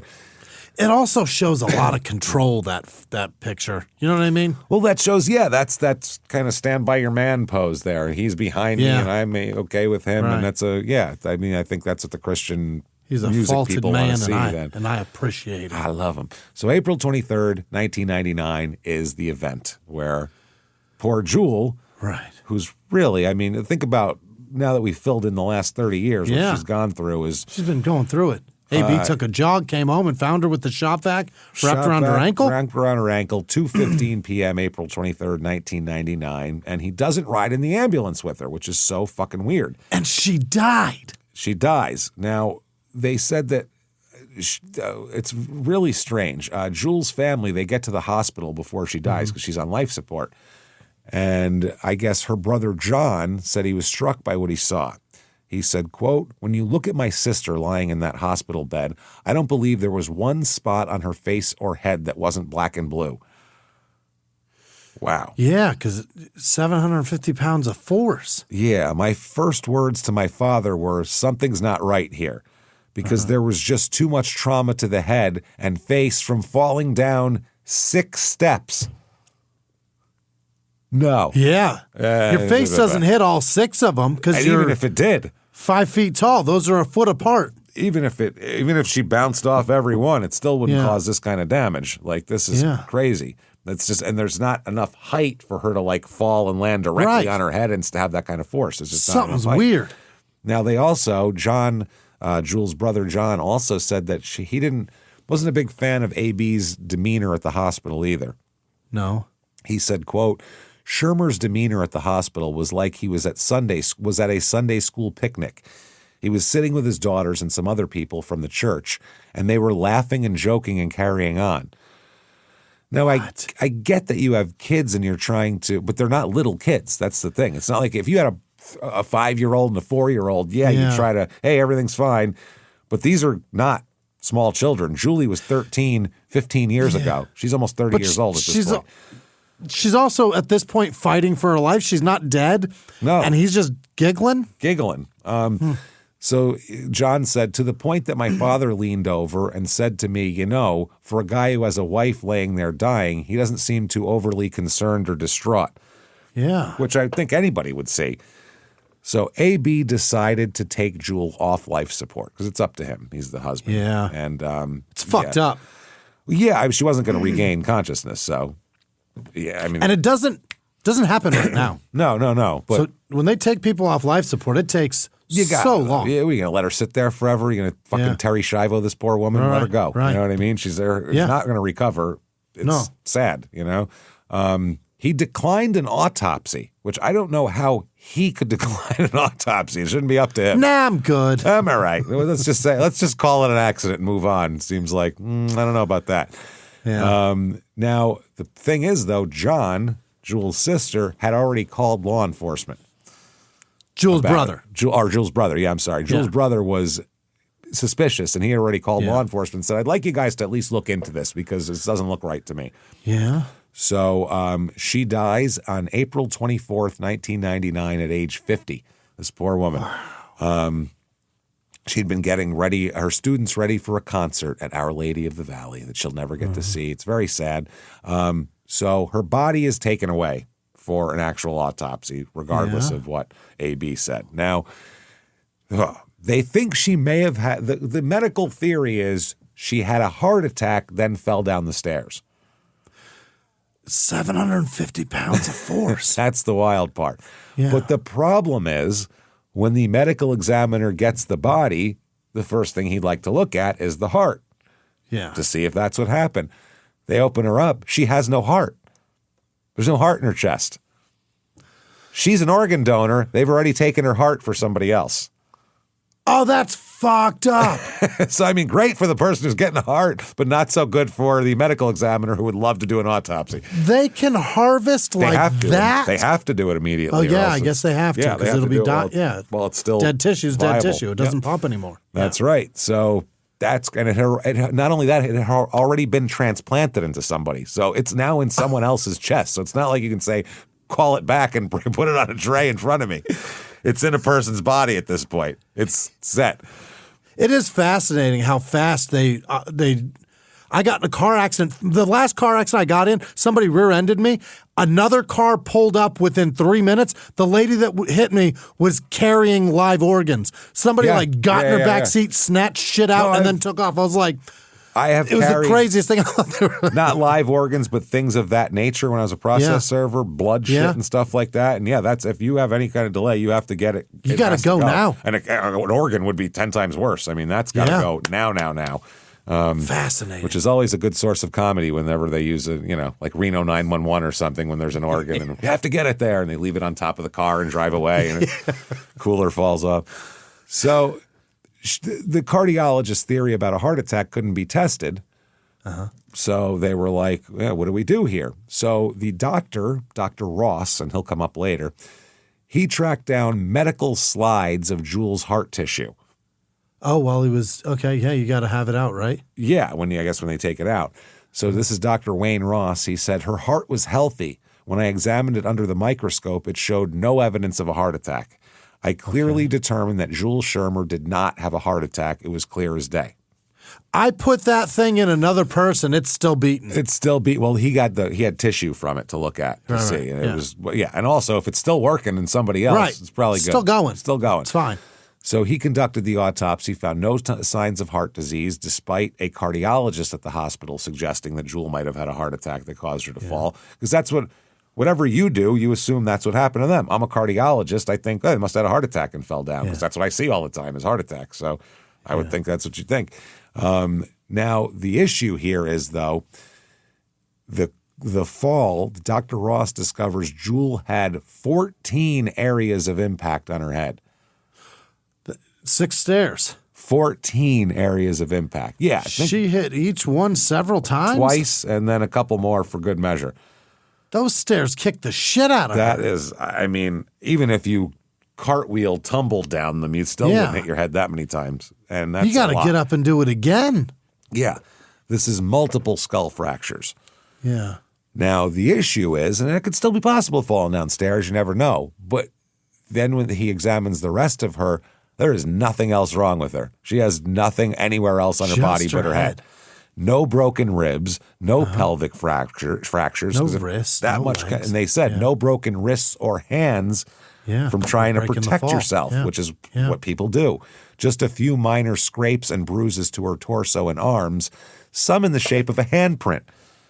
Oh. Now, they were also going, well, we don't know if that's the paramedics trying to help her, or that could be that too. Anyway, they said that if you fall down a flight, everybody's fallen down some initial bit of something. You put your hands out. You definitely try to break your fall. For sure. Your hands are fucked up. Yeah. So Dr. Ross classifies the cause of death as undetermined, which is not accidental and it's not homicide. It's undetermined.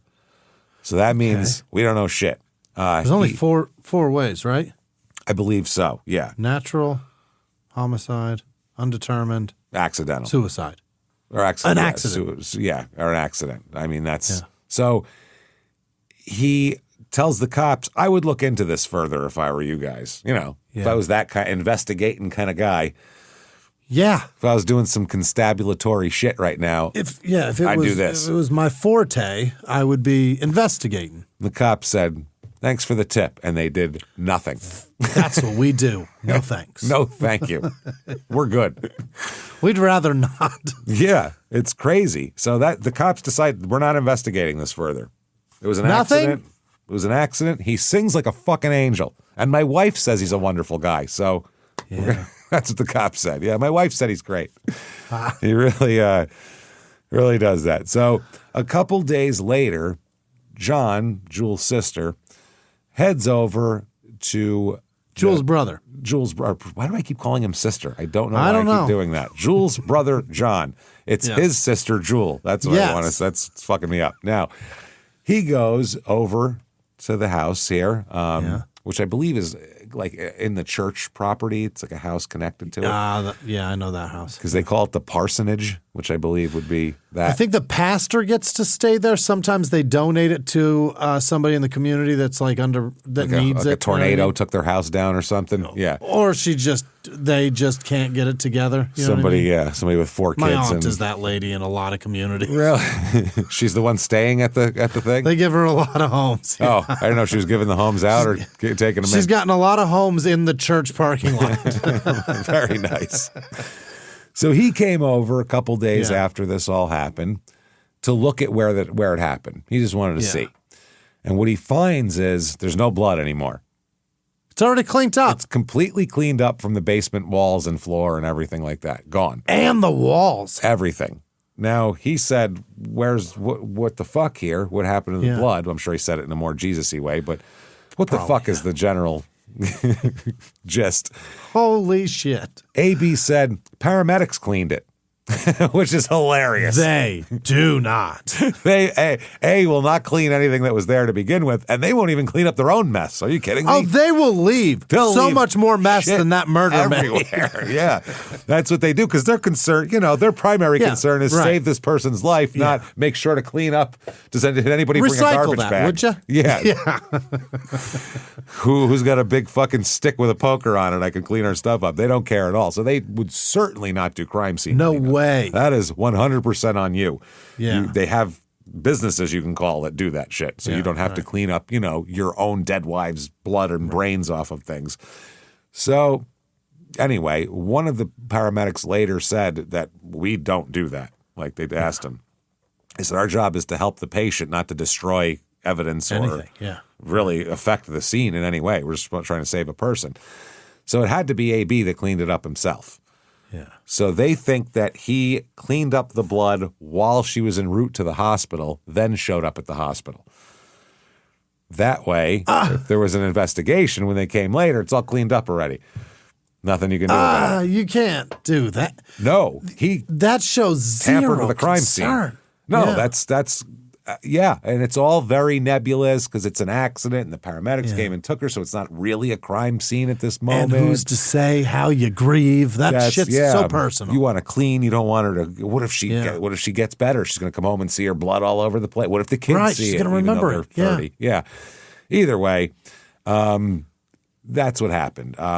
She's dead now, and everybody's very suspicious. Especially her family is very suspicious of AB. So 2000, the next year, he's transferred again, which happens a lot in the church, apparently. He's not just the Catholic one. No, he's moved. They move all over the place. Yeah. He moved to the Pocono Township in Monroe County and became the pastor of Readers United Methodist Church. Readers is a small town inside Jackson Township. These townships have little towns in them, but it's all under the township. And now he's a single fella? Now Not he's just single, James. Oh, no. A widower. A widow. Think about that. Boy. My wife, who, by the way, sang like a fucking angel, that broad. Tragic death. Yeah. I've been just mourning, tears coming. I had to transfer. It just reminded me of her too much to be there. Yeah. It just, everywhere I looked, all I saw was my wife. He is going to have... The pews are going to be dripping when he gets done with that All she needed was wings and a harp. She already had the voice. That's it. They're going to have to hand out towels to ladies as they come in to fucking put under them. Ladies are going to sit down putting on chapstick every day. Every day. So there he is. And he meets a lady. Yeah. Shocking. Are you surprised? The first day, I'm sure. He meets Betty Jean Scherzer. Scherzer. Scherzer. She's born in 1952, so she's a couple of years younger than him, but in the ballpark. She's from Hershey, Pennsylvania, where the chocolate is. She's known as a very kind, generous woman who gets involved with everything. Oh, boy. Charitable shit, church stuff. She joined the Pleasant Valley Ecumenical Network, which helps struggling families with food and clothing and essentials like that. So she's a very nice woman, again. Charitable. charitable, kind. This is what I thought, like as a kid growing up, you go, that's what religion is supposed to be, right? They're kind, they're charitable and all that. Not hateful and shit like some of them now. Not everybody. There's some religious people who are just like this. This is what they're like. Well, that one with the picket signs is crazy. That's not Christ-like at all. Those people, I call them every horrible name I can think of when I see them. Because they're the worst. Hope you're offended, because I'm offended by your fucking presence in this world. So, fuck you. Your general existence drives me fucking batty. It drives me crazy. It's all I can do to keep the car on the road, so I'm going to yell shit at you. Now, Betty, very kind, though. That's what she's all about. That's the main thing everybody's, sweetest lady on the face of the earth, Betty. Now, Betty's son said that he first met Shermer in 2001 when his mother was dating him in the beginning. He said that A.B. had told him his first wife, Jewel, had died of cancer. So he's lying. Why would he do that? Because that sounds way more sad. Does it? It's not suspicious. You couldn't have given her cancer. Yeah, there's that. Yeah. If she fell down the steps, even if it's totally cleared, you go, everybody's suspicious like that. Whereas cancer, she fell down the steps. Did she? Yeah, I don't know. Everything, if he says one thing that's a little off, you're like, I don't think his wife fell down the steps. Like, you would absolutely do that. Whereas cancer, you just go, oh, God, Jesus, it's cancer. Jeez. Fuck. Yeah. I don't know anybody who doesn't know somebody who's died of cancer. It's a horrible fucking thing. So, yeah. Jesus Christ. And I hope you go get your ass checked soon, James. Yeah. We all should be checking our asses. Between Where'd this come Dawson's, from? It's just cancer. I'm just so sad about all of the Catherine O'Hara, and I didn't know that fucking guy, but 2 in a week is crazy. You got to go get checked. Please do. What about you? I'm going this year. I was going to say, why me? Year. Why is it just me? What did I do? Because I need you.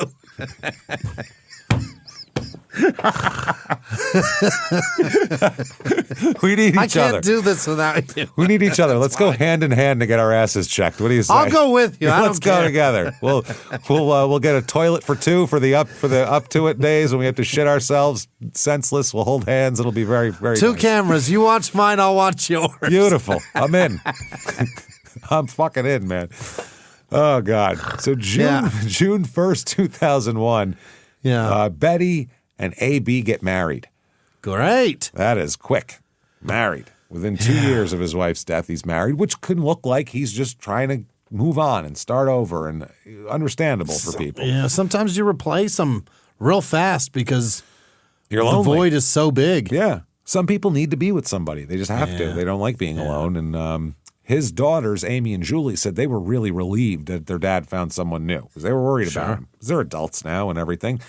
Amy said they just seemed like they were best friends. It really seemed like they had this closeness. Yeah. Shermer here, A.B. described Betty as his best friend to his daughter. She's my best friend. We just hang out. Well, that's what it looks like. Yeah. And Julie said it was a relief to know that he had someone he could talk to and share with and just hang out with. She's just happy that he's out of her hair, basically. Yeah. He's not going to be calling me every day. So Betty's sisters, Tina and Sandy, we'll talk about them plenty of as we go here. Okay. Thought he was a wonderful guy and a great match for the sister, too. Betty's mother, Jean, was thrilled with this arrangement. Everybody was thrilled. Couldn't have been better. They love him, yeah. Julie said, she was just happy about that he had someone to hang out with. Now, Betty's sister, Sandy, said, I heard pastor, so I was happy for her. That meant he's upstanding in her mind. Yeah. The other sister said the pastor, the nice guy, the everything. He just seemed like he was perfect for her. Mm-hmm. And then Jean, Betty's mother, said he was so nice. We just didn't think there was anybody better than him.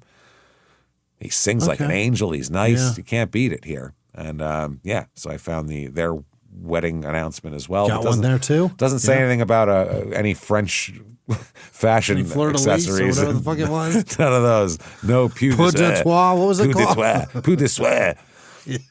Peau de soie, I believe. Peau de soie. So enter the Musantes family. I believe that's how you pronounce it. Musantes. And I apologize if I'm saying that wrong. Musantes? Musantes. It depends on where you are and what part of the country you're in, Sure. where what the origin of it is. This is Joseph and Cindy. Now, Joe Musante he's a carpenter. Yeah. And he struggles with alcoholism for years and years and years. He's had a hard road. A lot of us do. Yeah. He's had a hard road here.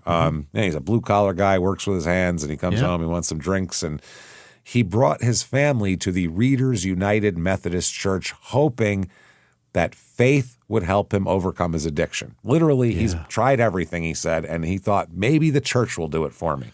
I'm a carpenter, so's JC. That's Let's what I go mean. talk. Fuck Yeah. it. And this is maybe last resort for him. Maybe he's tried this and that and AA and this one and that, and he's like, well, maybe the church will do it. I don't know. Yeah. So he throws himself into the church, and I mean into the worship and into helping around the church too, because he's a carpenter. He could build some shit. Yeah. One thing churches will do is they'll find out what you do and if you can do it for them for free. Yeah. Can you do what you do for money for free for us, please? Is that possible? That is one thing they are real good at. Oh, boy. Oh, boy. Can you do us a charitable? Yeah. We've told so many stories like that where they immediately put people to work. And he's doing construction around the church. He's repairing the building. He's creating things and pieces. He even built a special desk for AB's office. A beautiful desk, big wooden, handmade fucking desk. Really? So this guy is not just a framer or a roofer. Right. This guy does finish carpentry and shit. Like Carvings. He's skilled. Ornate. Yeah. To make a desk, you have to have a lot of skill. That ain't easy. It's different. Now, Joe has a family as well. His wife's name is Cynthia Mora Mustain, not Dave's wife. She was the church secretary, and she became AB's personal assistant as well. Yeah. So he's doing all the repairs, Joe, and his wife is also working in the church, being the pastor's assistant, being a secretary. You see where this is going. Yeah. An affair starts pretty quickly between AB and Cindy here. And it was... How's he do it? Dude, I don't understand it. And he's not even a young man anymore. You know what I mean? He's in his 50s but it's more at this like... point. It's, handsome, charismatic, those are all things, but when it directly conflicts with what you do, how the fuck do you pull it off? I don't understand why you pull it off. Never mind how. I see how. I don't get why. What are you gaining from this? You know what I mean? Yeah, I get what you're gaining. You're gaining plowing a younger woman. I understand. Yeah. But this could fuck my entire life up. I'm going to do it anyway. Is a weird thought. Closed mouths don't get fed, is what I'm told. But his mouth is never closed, Jimmy. Whether he's singing or fucking, like it's nobody's open. mouth is ever closed around it. This guy is always in it. It is. He is. So, and it was kind of everybody knew about it in town, sort of, because she's his assistant. So, they should be doing stuff together. If you see them at lunch together, that's not a big deal because they work together. Why wouldn't they be together? But there's a lot of like explicit text messages exchanged between the two of them. Their calls are quite frequent. They're always calling each other, which again. Do we have texts? Again, no, we have some emails, quotes and stuff like that. Oh, boy. Now, AB gave her a nickname, CD, which I don't understand because that's not her. I don't know why. Cindy, CD. What's her last name? Musante, and it was Moira or something as her maiden name. So I don't understand where that comes from. Okay. But CD, he called her. According to Cindy, they were in love. They were in love. Now, he's been married like a year. This is crazy. Now, both of their spouses are kind of in the way at this point, as you might imagine. Right. Yeah. So now Cindy, why she's having an affair, you might wonder. Yeah, I do. We know why AB is. He can't help it. Yeah. He's just it's his thing. Yeah. That's what he does. Is she exhausted with her alcoholic husband? Yeah. She said that they've been married for 18 years and he was an alcoholic and she just had enough. She said that she began as the personal secretary and it went from there. Now, Cindy's story of how this came to be was that August 3rd, 2008. Okay. Yeah. As we'll go through here. August 3rd, 2008 was, because the affair takes place in 2008, 2009. Yeah. This was his 50th birthday. This was her husband's 50th birthday. Oh, Joe. boy. Did he get drunk and ruin it? Well, the couple's 2 children, then 16-year-old Samantha, who'll come up quite a bit, and their 10-year-old at the time, boy, were out of the house that morning. So Cindy went to the grocery store to go shopping while Joe sat at home and he drank. So it's my birthday. On Fuck yes. Yeah. So she said, that was pretty much it for me. I was done. And she said within a few weeks, she realized that she loved AB. And that's when all the emails and texts and the affair starts here in 2008. Right. So that's what's going on. Now, this is all fine and dandy if you can get away with it, I guess. But the problem is people know about this shit. And the first person to really find out definitely what the truth was 16-year-old Samantha, Cindy's daughter. No. This poor kid, man. This is brutal. I mean, there's only so many times you can have somebody crawl into bed next to you just reeking of obvious drunk booze. I get Cindy... Yeah, whatever, not wanting to be in a marriage, tough. That's fine. But he woke up on his birthday. Don't fuck the pastor. That's not how you do it. Mad? I guess. And she said, not only mad, that was it. That was over for her. Yeah. I guess maybe they were going to have a celebration. He was too drunk. I don't know how it was, but either way, Samantha found explicit text messages on her mother's phone between them. Oh boy! Which is the last thing a 16-year-old wants to see. Is explicit text messages between their mother and a pastor. That's the grossest thing you could fucking possibly think of.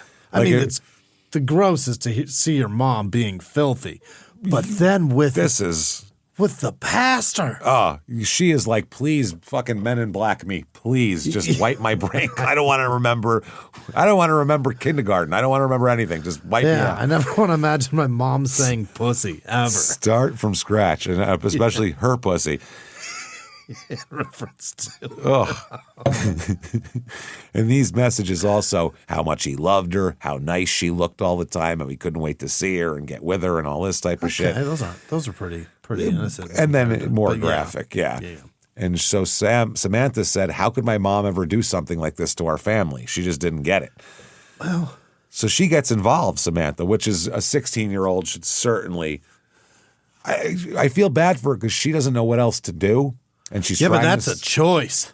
She's trying to save her family is her goal. And I completely especially at 16, you don't sit back and go, well, let me think of the ramifications of it. You go, I don't want my mom and dad to get divorced. I want them to be together because you're 16. So she had been like really tight with her mom. Like she said, best friends with her mom.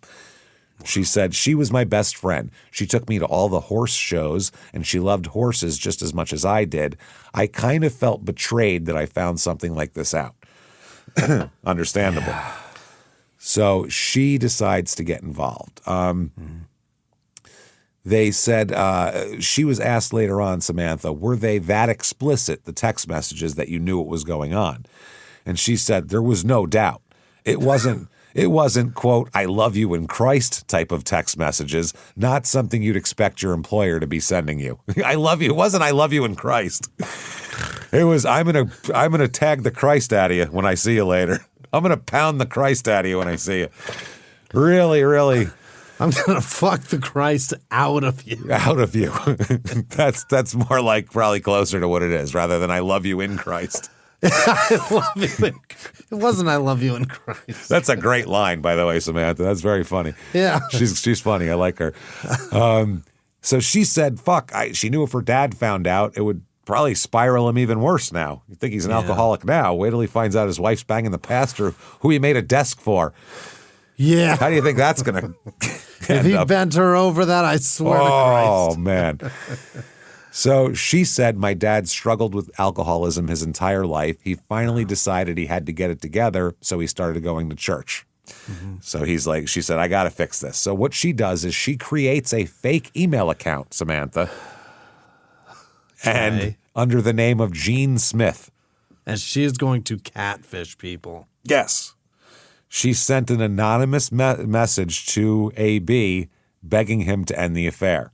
Oh. This was sent September 26th, 2008 from an alias here with the subject line, a word of caution. This is Jean Smith. I know what you're doing. She said, this is an anonymous email to warn you to keep it at a professional level with your staff at your office. And it was followed by a promise to report the affair to the authorities of the church if it didn't stop.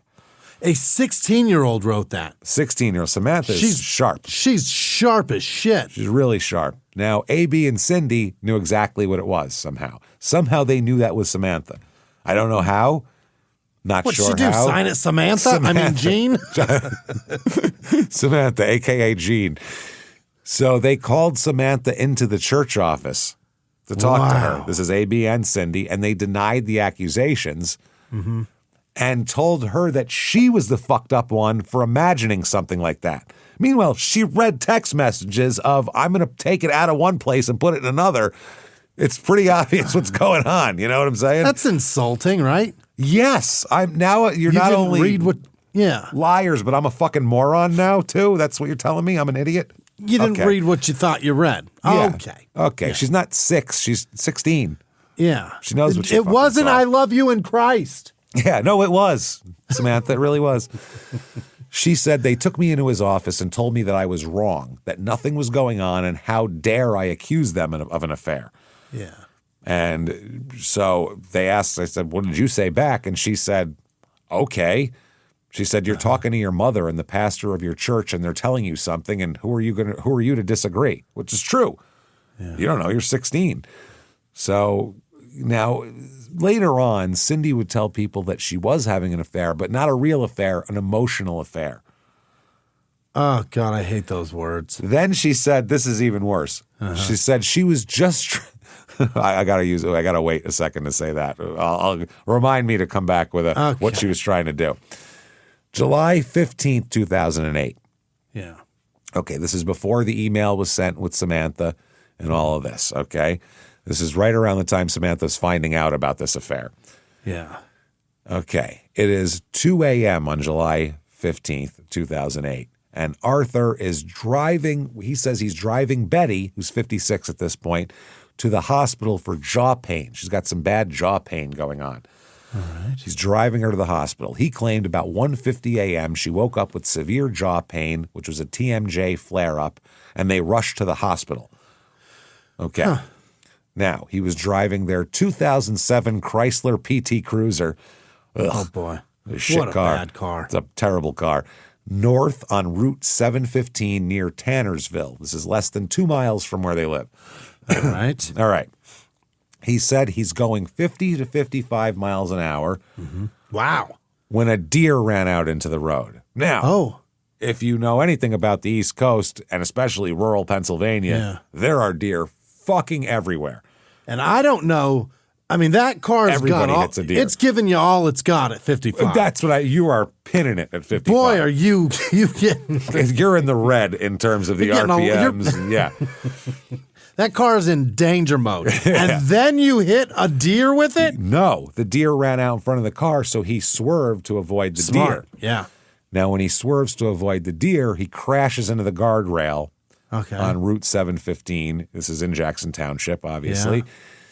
Now, the problem is Betty has no seatbelt on when they crash at 55 miles an hour into a guardrail. And it stops? So, yeah, the car stops on the guardrail. It hits, it kind of goes partially into the woods. There's pictures of it. I'll post on social media here. So now Betty, he said, wasn't wearing her seatbelt, so she was thrown around the car. She struck the windshield, the rear view mirror, the seatbelt post. She went all over the place here. So the car is crashed. Yeah. A bystander named Stan Dickinson happens by. Yeah. And he's the guy who's going to end up calling 911 here. He said he was driving home when he saw the PT Cruiser alongside the guardrail, so he stopped to help because it's 2 a.m. Not a lot of people out there to help. So he said, I asked him, are you okay? What's going on? What happened? And he said, yeah. He said, I'm fine, but I don't think my wife is. Right. Okay. Now, this Dickerson said the odd thing was his attitude. He turns on the light. There's a lot of blood in the car. She's obviously hurt. She's seemingly unconscious. And it was odd. He seemed indifferent. He was like, yeah, here's my wife. Check her out there. Look, and turned on the light. Like, I got my fucking McDonald's spilled on the floor. Look, there's my chicken nuggets. Like, that's what he was acting like, he said. It was real weird. So they asked this Stan Dickerson, did you ask him if he called 911? Mm-hmm. And he said, yes. That was one of the first things I had asked him. And he just said, no, I haven't. Why? Right. Do you need me to? So Dickerson calls 911. Well, I'll fucking call then. Confronting high credit card debt can feel scary. But the good news is, if you owe $10,000 or more in credit card debt, financial relief options are now available. National Debt Relief is currently offering debt relief designed to reduce what you owe and put you on the fast track to becoming debt-free. If you qualify for debt relief, you may be able to pay back less than what you owe and save thousands of dollars. Just visit nationaldebtrelief.com. Imagine only paying one low monthly program payment you can afford and saving money as you become debt-free. National Debt Relief has already helped bring debt relief to over 550,000 U.S. consumers, earning thousands of five-star reviews and an A-plus rating with the Better Business Bureau. You're stronger than your credit card debt. Let today be the day you start turning things around. Take the first step and visit nationaldebtrelief.com to see what debt relief you may qualify for. That's nationaldebtrelief.com. And they said, what's your emergency? And he said, somebody hit a guardrail. There's a woman here. She's hurt. There's two people in the car, but the guy seems okay. All right. So the ambulance arrives. Betty is rushed to Lehigh Valley Hospital. Now, Julie and Amy, his daughters, AB's daughters from his first marriage here, are all they rushed to the hospital as well and everything like that. And Julie later on was asked, what was your first thought when you heard what happened? And she said, no way, horrible.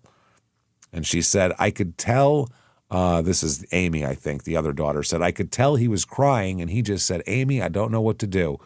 I remember it was hard to hear. I don't know what to do. That's all he said. All right. Now, Betty's sisters also arrive at the hospital when they get word of the accident.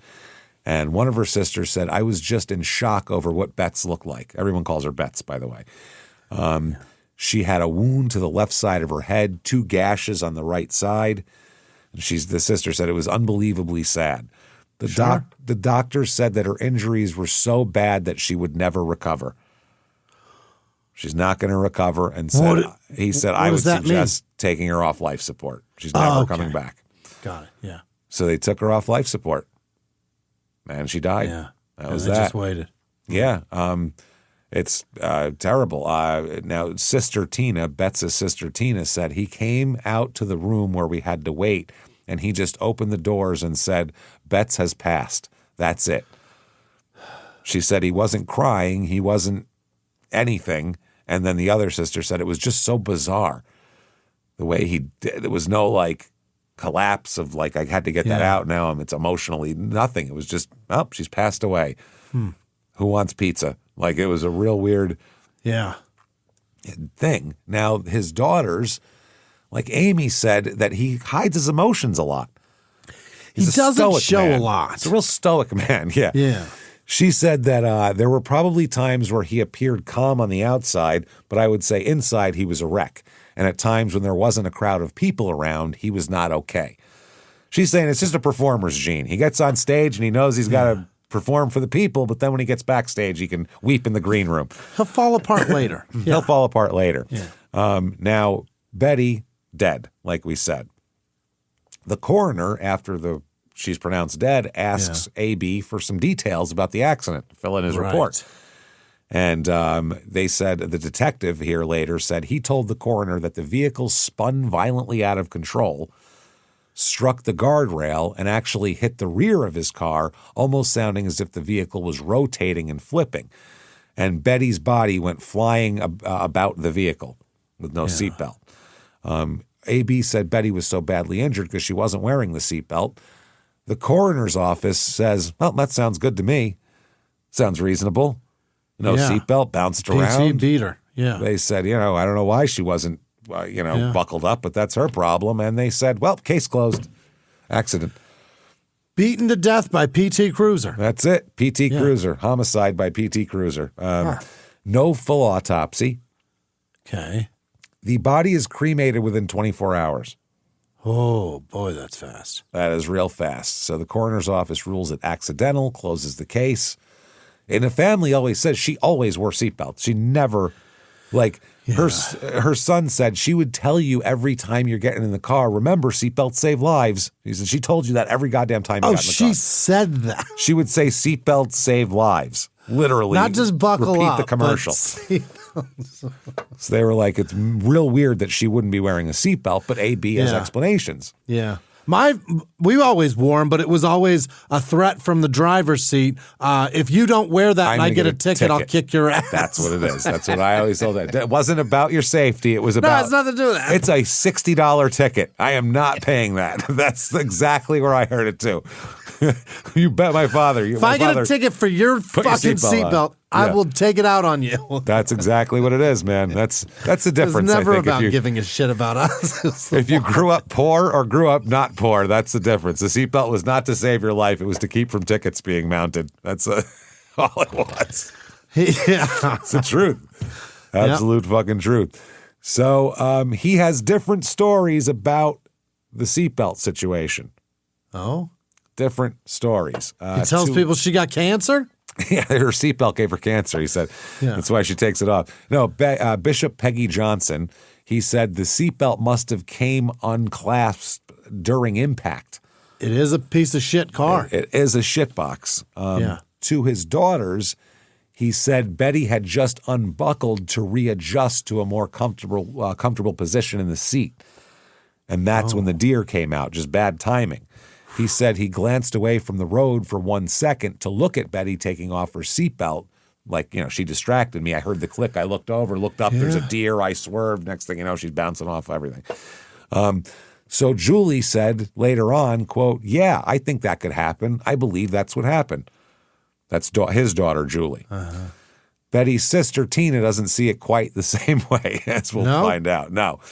She said that AB told the sister, Tina, that Betty had recently developed a habit of never wearing her seatbelt anymore.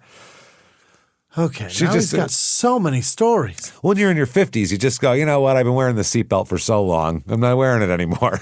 How many times does it even come into play? Come on, I don't need this. So then he said, quote, she was playing a little game. Yeah. That's how he put it, to see how far they could drive before the alert sounded for the seat. It's 2 a.m. We're rushing to the hospital. Hey, let's see how long it's before it goes bung, bung, bung, bung. Let's see how long that takes. I've got I've spoiler alert. It's 10 seconds. It's 10 seconds, and 50-year-old women on the way to the hospital don't care about that. They don't care. No. Teenage boys who've smoked too much weed that night go, hey, how long is that, man? Wait a sec. Hold on. Do it. Here. Shh, shut up, bro. Shut up. How many bongs before it shuts off? I think it's 9 seconds, bro. I think it's That's who does that. So the sister said, he told me that she didn't put her seatbelt on. Like immediately, I'm like, she always wears her seatbelt, you know? Yeah. What do you mean she didn't have her seatbelt on? And he told me, well, lately she's been doing a little game when she gets in the car. She's a real prankster, this one, real trickster. She doesn't put her seatbelt on, and she waits to see how far down the road before she hears the ding sound. It's 10 seconds, dickhead. It's the same in every car. And I said, that is crazy. And he said, I know. That doesn't sound like Bets, but that's what she was doing. No, it doesn't sound like anybody. Doesn't sound like any adult human. That sounds like a 9-year-old where you go, will you stop doing that? Put your goddamn seatbelt on before I get a fucking ticket. That's what you'd say. My daughter likes to pull it and not like loosen take it all the way off. No, just like press the button and hold it there just to hear it go and just to piss me off because she knows it drives me fucking insane. I hate that noise. And then she just clicks it back in. While she's doing that, she shot through the fucking windshield, and that's what happened here, apparently. You know what I would say? Serves you fucking right. That's what you get, asshole. So this is nuts. Yeah. Anyway, the detective later said, I think Mr. Shermer was trying to offer an explanation because the sisters knew that Betty always wore her seatbelt. Yeah. So, yeah, he said, I know it doesn't sound like her, but that's what happened. So this is weird. Now, after he told her about state police, already talked to her about the events that led up to the death and everything like that, the sister asked him about the contradiction in the crash, and he just said, it's just a game, man. That's what it is. Who wins in that? What's the game? That's what I'm saying. It's a real fun game. And it's the same amount every time. So that game would last one session. 10 seconds, ding, ding. That's how long it takes. Maybe 2 to make sure it's consistent. It's still 10 seconds. Game over. We never play this fucking game again, ever. He has to be hauling ass for us to get further, or just snail's pace for us to not get as far. But every time, 10 seconds. 10 seconds. So this is an email to one of the sisters here. Yeah. He said, I would not hurt her. That's what he said, which he did 2 things that are bad there. He didn't do the contraction. I would not hurt her. But he typed it, so that's different than speech. People write different than they speak. So that I'll give you. That's a great point, yeah. But hurt her is a minimization. That minimizes crazy. She's not hurt. She's dead. No, she's gone. Someone who didn't kill someone says, I didn't kill her. She's not dead just and dead. I'm sad. She's already on fire. Gone. Dust. She's in a bag. The sister said, what did you tell? No, she's not in a bag. She's in an urn that you're going to shit when you hear what this urn is. It's crazy. Okay. Oh, I can't wait. It's going to be amazing. I'm saying. Did we already get to the other thing that you were doing? The other thing you told me to remind you. Oh, shit. Yeah. The daughter. What was that? Damn it. Now I got to go back. Son of a bitch. Oh, yes. Shit. Okay, yes. Cindy had told people that the affair was just, she was just helping him, the emotional affair was just helping him grieve for his dead wife. That's all it was. That's it. So it wasn't a physical affair, it was an emotional affair because she felt bad for him because his wife was dead and all. Yeah. I was just fucking him to help him feel Yeah. Yeah. Trust me, he was smiling. I think I did it. I think I accomplished my goal. He Charitable doesn't describe her. That's the nicest person ever. Wow. So both sisters of Betty, Tina and Sandy, wondered why Betty was cremated immediately. What's up with that? Yeah. Why'd you cremate her so fast? And one of them said, Tina said she was against cremation, and then here's AB telling us that she chose to be cremated. But they couldn't really say anything because he's the husband. He's allowed to. Maybe she told him that, and that's, it's a private thing. It's whatever. her best friend. Yeah. So October 16th, 2008. Okay. Now, Joe is getting suspicious. Remember Joe Musante? Yeah. With Cindy, the husband of the guy, Carpenter, of the woman that he's fucking? Well, he's getting suspicious as well because of all the time she spends with AB. While Cindy was driving somewhere, she was away, Joe asked Samantha directly, is your mother in love with the pastor? Because she knows that Samantha's the closest. Don't involve your kids. Don't ask me this. Nobody involve your kids in anything that has to do with your personal life whatsoever, first of all. But he's at the end of his rope, and he could be drunk, too, so we don't know. I don't know if it's love, Dad, but it's certainly lust. It's certainly something. Yeah. So Samantha said, yes, there's something going on there. So Samantha says, and then he said, does she love him? And I just said, I think so. And she said, that's probably one of the most horrible things that you can hear, that your wife loves somebody else. When asked how he reacted, Samantha said he didn't have a lot to say, but I could tell he was devastated. Yeah, he was. He ended up confronting Cindy and saying, what the fuck? Yeah. She said, I'm so sorry. She admitted to it. She said, I'm so sorry. It's over. It's over. I'm going to recommit myself to this marriage. And it's all over, and I want to continue to be married to you, and I love you, and blah, blah, blah. So much for having enough of the alcoholism. Yeah, and later on she said, on the surface, I said what I said, but in my heart, I didn't, she said. Meaning she wanted to stay in the marriage. She said, on the surface, I did, but in my heart, I didn't. I made it look like I wanted to continue to be married to him, but that was not my intention. Yeah. What the fuck? She said for the next 2 weeks, Joe watched every phone call his wife made, checked online records to see who she spoke to. He's checking the phone bills and shit, like her Verizon bill and shit. He also reached out to AB's higher-ups in the church seeking an inquiry into him. that he shouldn't be fucking parishioners. That is the number one rule of being a pastor is all those women, don't fuck any of them. None of them. 0 women in here you can fuck. And if you're married, how about just fuck your wife? Just fuck your wife. Don't do it in front up there either, but do that in private also. But just, And I realize there's relationships that are open and whatever. It's on. But a pastor should never be in one of those. No, probably not. Or he just shouldn't be a pastor. That's all. Right. Or he should be a pastor of a real progressive church, just a real laid-back church. They We're take cool, the man. hallucinogens together. Yeah, it's real fun. You were saying before, that's a more fun Real church. progressive. Real progressive. October 28th, 2008, Joe threatens to kill himself and the children. Everybody. Joe, I will not the kill kids, Joe. everybody, Joe says. We don't know how drunk he was or whatever, but Yeah. Cindy, scared, takes the children and goes to her sister's house. Yeah. And tells everybody around her family, including the kids, including 16-year-old Samantha, to let his calls go to voicemail. Don't take his calls. Don't do anything. Wow. That night, Joe called his daughter multiple times, and she didn't answer. He left a voicemail saying, quote, "If you love me at all, please call me back." Oh. Okay. He said, "Honey, if you love me even a little bit, please call me back." Yikes. To his daughter. She didn't hear the messages till the next morning. She just turned her phone off and ignored it. October 29th, 2008, Secretary of the Church, Marjorie Hickman, arrives at the Readers United Methodist Church and finds that the office door's stained glass window has been smashed. Blasted out. Blasted out. In or out?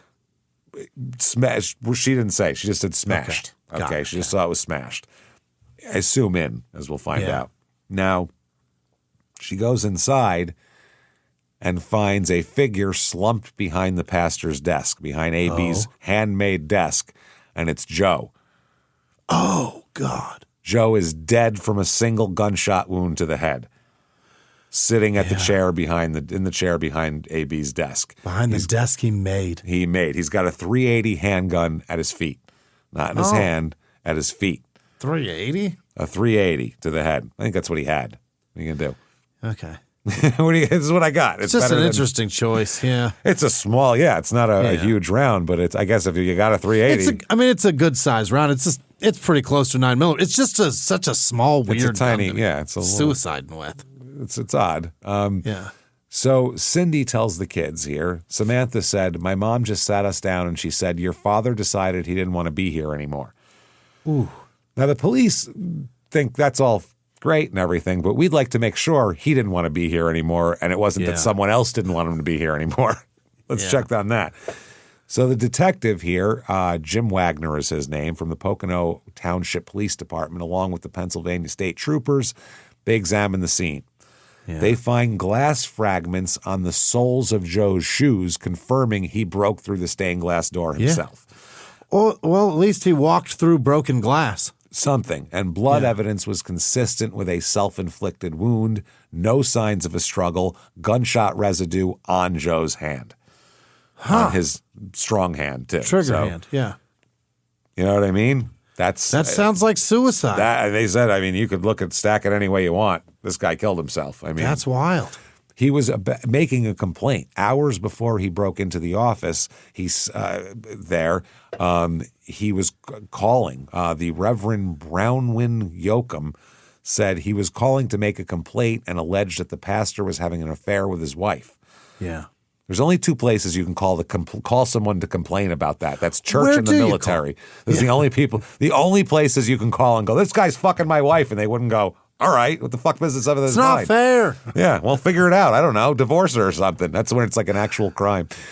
Why don't you call her, doggy? Yeah, we call me for. So the guy said he wanted to have something done about it, is what this person said.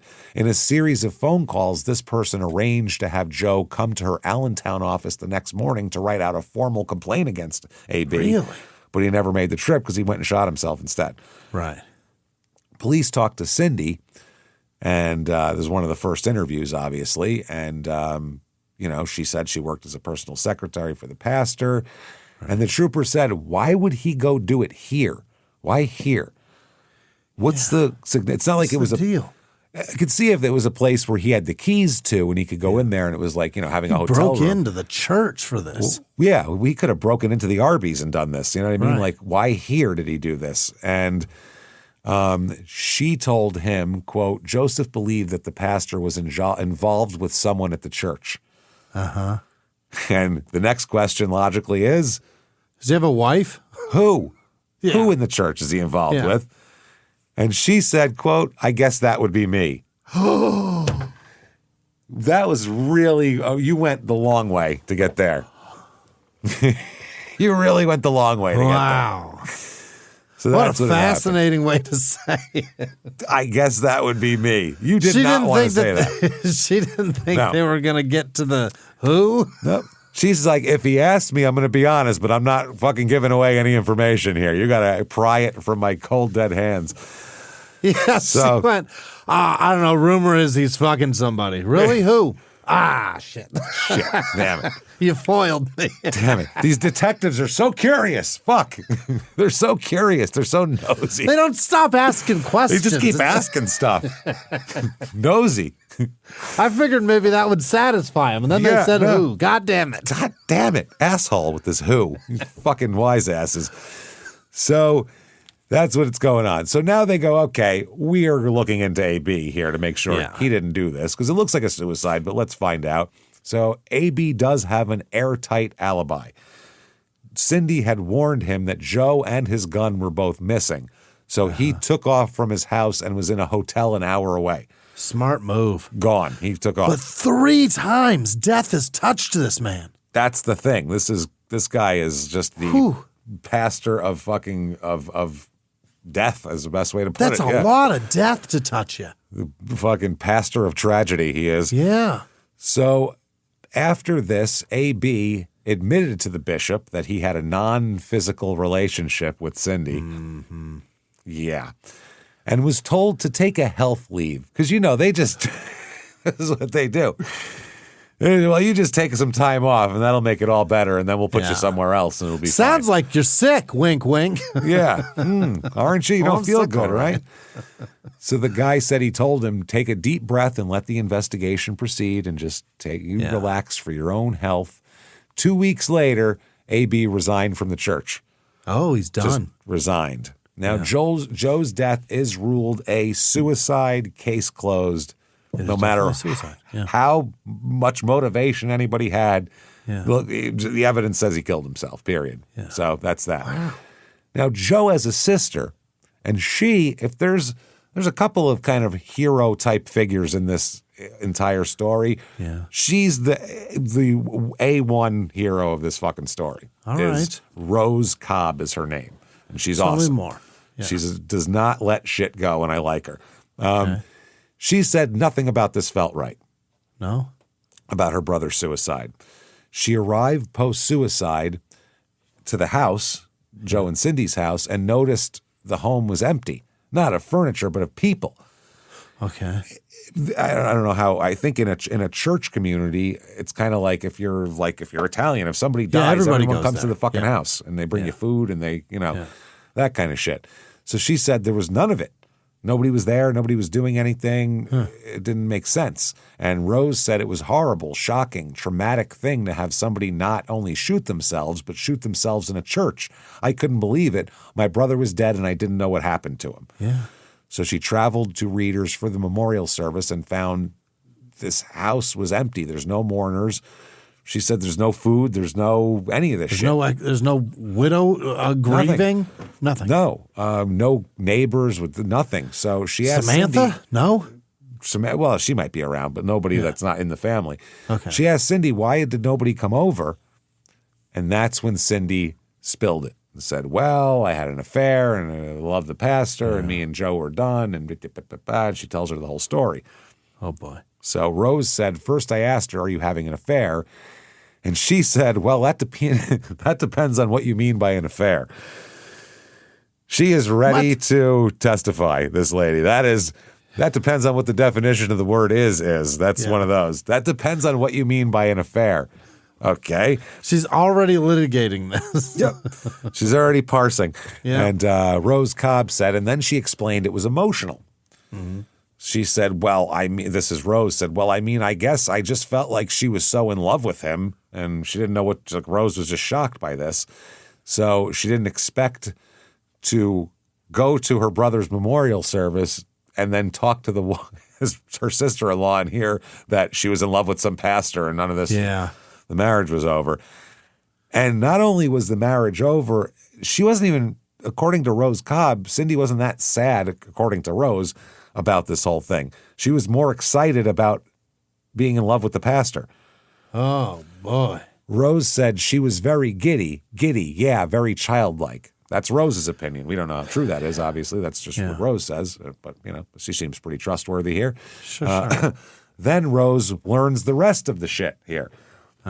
She already doesn't like this AB guy, just hearing that he's, banging her brother's wife.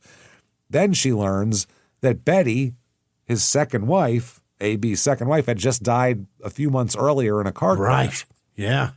Then found out his first wife had died from a fall down the stairs 9 years before that. Right. I said, what happened? And she said, well, a deer ran out in front of the road. He swerved to miss the deer and hit a bridge or something like that, and she ended up dying. That was what Rose said the explanation was. She said, I knew something was not right. The hair on the back of my neck actually stood up. I thought he was a fraud. Something was wrong. Yeah, well, what seatbelt games do you play? Yeah, you don't hit ding, that doesn't turn you on. You don't play ding dong?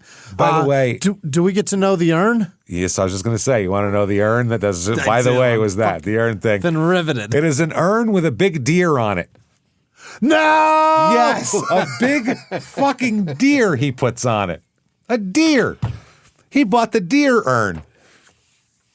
That means it's legit, right? Deer killed her. He why put a deer did on. you do that? Is that telling on yourself a little bit? The deer thing? Is that just weird to me? He's really selling it. He's selling hard. He is selling this shit like a timeshare. This is wild. Why would they sell that, though? Especially back east where you can actually die. Hunting accidents. Hitting a fucking deer. But some guy who hunted deer for 30 years, he might want an urn with a deer on it. You know what I mean? He's been hanging their heads. Now they're hanging his. You know how it is. It's so funny, though. Why would he do that? That's what I'm saying. I had to save that fact because that's so amazing. What a dick.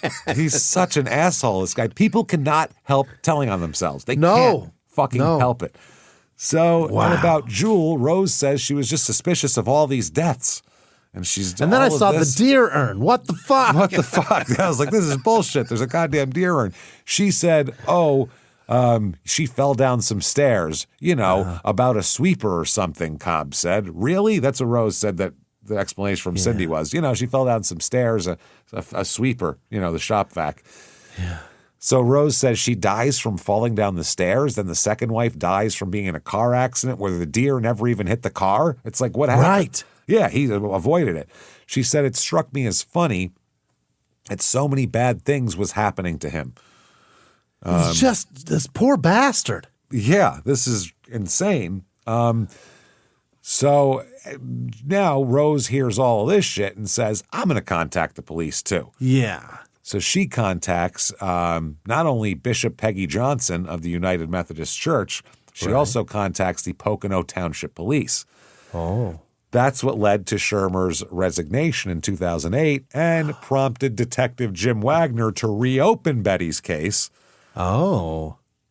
So, yeah. Rose said, I didn't trust what was going on. This was all about her brother to begin with.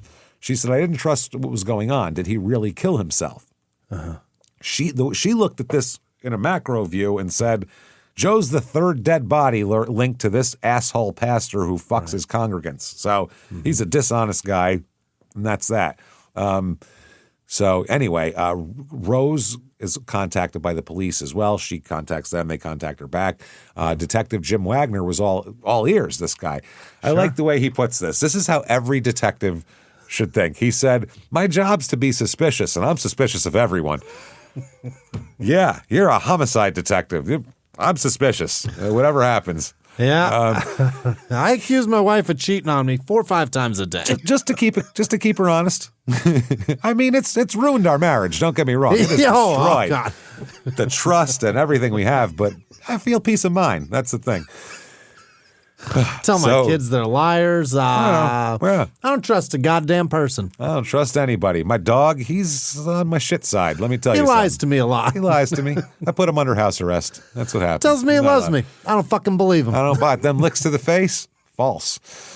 So I still have to Detective pick up his dog shit. Detective Wagner said there were just too many red flags to ignore. He said, I suspected that it was very possible for Joe's death to be at the hands of Mr. Shermer or Cindy because it made it very convenient for them to be together. Right. And they are together now too. They are immediately together. An He's item. An item. He's at the house all the time, everything. So the detective said Joe discovered that his wife and Mr. Shermer were having an affair and how convenient that Joe was now gone. Right. But Wagner said, I'm going to even open up that suicide again. The state police can call it a suicide. I'm going to check it out I'm a going little to look further. into it. Yeah.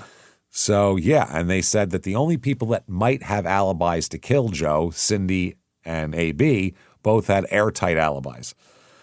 Airtight. He was an hour away. She was with family members. All of her kids were around. And Samantha seems like she would roll on her if she if she was suspicious of this too. So, And she's calling him and saying, watch out, he's out there with a gun right now. yeah, totally. And Detective Wagner said AB was an hour away and his alibi checked out. Cindy also had an alibi and she was with her children. So he agreed with the state police that death definitely was a suicide. Wow. And Rose said, they said he killed himself and I accepted that he did. So Rose said that was fine. She accepted that her brother was not murdered. But she had a lot of other questions, though. Mm-hmm. She says, so she goes to the detective, and the detective said, I thought it was strange that a man loses 2 wives in a relatively short period of time. It certainly needed to be investigated thoroughly. Right. At less than 10 years, that's crazy. Yeah. He said, had we caught this right away, had the officers suspected some foul play in the beginning, we would have had a lot more evidence to look at. But everything's an accident, so you just have to kind of go back. Now, the prosecutor, this is Michael Mancuso, the Monroe County District Attorney prosecutor here. He said, quote, well, my office was never even aware of Betty's death because it was listed as an accident. Right. Yeah. So they would wouldn't come to know. us. Yeah. He said it was listed as an accident due to car crash. It was never flagged by the original investigators as anything suspicious, so the DA's office had no reason to look into it. It wasn't until the fall of 2008 that I was approached by Pocono Township Police Officer Jimmy Wagner, that's the detective we were talking about, and a Pennsylvania State Trooper, Phil Barletto, with their suspicions. They had seen photographs that were taken at the scene of the so-called accident. They were very concerned because the blood in the vehicle didn't match the condition of the vehicle, which was lightly damaged and didn't match the circumstances. It looked as if Betty, who'd been in the passenger side of the vehicle, was bleeding before the accident. Oh. He said that was a big red flag. And he was asked, how did all this come out? And basically, they started looking at the Reverend after Joe's suicide. Joe's suicide and Rose pushing, that's what sparked all of this. If Joe just moves away and recedes into nothing, they never look into this shit twice, ever. Yeah. They don't ever recognize that there was blood before the car accident, ever. Joe and Cindy get a divorce, none of this shit happens at all. Or he kills himself somewhere else, less suspiciously, not in church. Yeah. If he does it in his bedroom, different story. So they were like, interesting. So they started looking everything there. And as they were looking into the backstory, they found out Shermer's first wife had died under somewhat mysterious circumstances, a fall down the stairs. So he's like, I got a lot to look into. Now, they're going to look into Betty's crash first. They review the crash photos, noting low speed impact, not 55 like he said, Like more 10? more like 15 to 25. Oh, sir. The other thing that was fucked up here, this is 4 months after this, basically. They also found no deer evidence, which there isn't really going to be evidence of a deer running across the street. Right. Yeah. You're not going to, it doesn't leave anything behind unless it's I mean, shit apart from running. all those pellets, yeah. Yeah, that's it.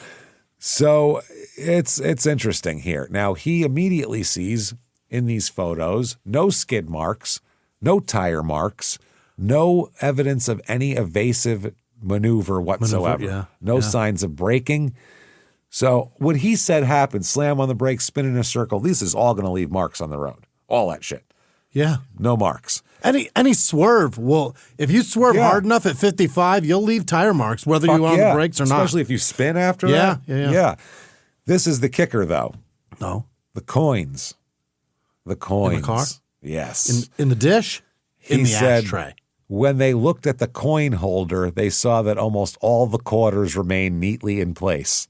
Oh, one of those stacker things that are in Dodges. Yeah. Yep. And he said the impact was so minor that they didn't go flying all over the place. Yeah, if you've got 6, 7 quarters in there, because it's just a spring that holds them, and they're heavy enough. Everywhere. They're heavy enough that if in an impact, it'll compress that spring and they're fucking everywhere. Everywhere. Projectiles. Yep. They said that was crazy. They said also the car looked to be in remarkably good shape. He said there was a little damage to the front end of the car. The airbags had not deployed. Under 25 then. Yeah. It was very obvious this was a low-speed impact. Mr. Shermer's vehicle was actually functional after the accident. It was drivable. She said he said he could have backed up and continued to drive his wife to the hospital. And he didn't. He didn't. So they do an accident reconstruction here. They get experts from Penn State University. Yeah. They create 2 animated reconstructions. At 20 miles an hour, the PT Cruiser hit the guardrail and stopped. They got 2 PTs. So, yeah, that cost them upwards of $4,000. It was really, they went all out for that. How they found 2 that weren't totaled. Amazing. 2 that weren't just complete shit. Well, they had to go find like one of those old person communities. They usually have them in there somewhere. So they said at 40 miles an hour, it crashed through the guardrail and continued into the woods. Went right through it, hot knife through butter. Yeah.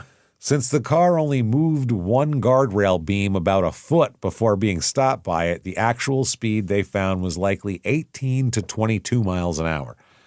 So slow. Which is way different than 55 miles an hour. Why would you do that? Yeah. And they said at that speed, there was no evidence of an avoidance maneuver and insufficient damage to cause a fatal injury. This wasn't a high-speed crash. Yeah, 20 miles an hour, you can stop that car so fast. You can. And if you hit something at 20 miles an hour, I mean, it's an impact, but it's not, you're not going to die. Oh, it's not going to explode a PT. Even a PT Cruiser can survive that. Has minimal, safety features. The detective studies the blood patterns inside the PT Cruiser and found inconsistencies with AB's narrative as well. Uh-oh. He said there were numerous blood drops on the seat cushion that had been diluted or absorbed, or had a diluted or an absorbed look to it, as if she had been sitting in the blood for a length of time and got like mushed into the seat. So an interviewer said that would raise some questions, right? They said if I'm sitting in a car being thrown around, there might be blood all around here, but there wouldn't be blood on my seat probably, right? Yeah. And the detective said, no, not underneath your body. And the fact that it was absorbed and saturated meant she was placed in it. Yeah. That's how it works. They said if Betty had been an unrestrained passenger thrown violently around the car, you'd expect blood to be across the dashboard, windshield, and on multiple surfaces. He said there was blood on the passenger seat, the floorboard, and the dashboard. And there'd be like a variety of types of blood. There would be pools, spatter, there'd be mist, there'd be smears. It'd be all over the place. All different ways. Yeah. They said dried blood that Betty's body had been placed on top of. They said the blood on the floorboard matched where Betty's head was resting in the reclined seat. They said the amount showed she'd been in that position for a substantial period of time after receiving her injuries, far longer than the moments between a crash and the arrival of paramedics. Yeah. There's also a contact stain on the headrest, a blood pattern showing movement from right to left, consistent with a heavily bleeding person being loaded into the car, not thrown around by impact. Yeah. So the Dr. Wayne Ross, remember him from Jules? Yeah.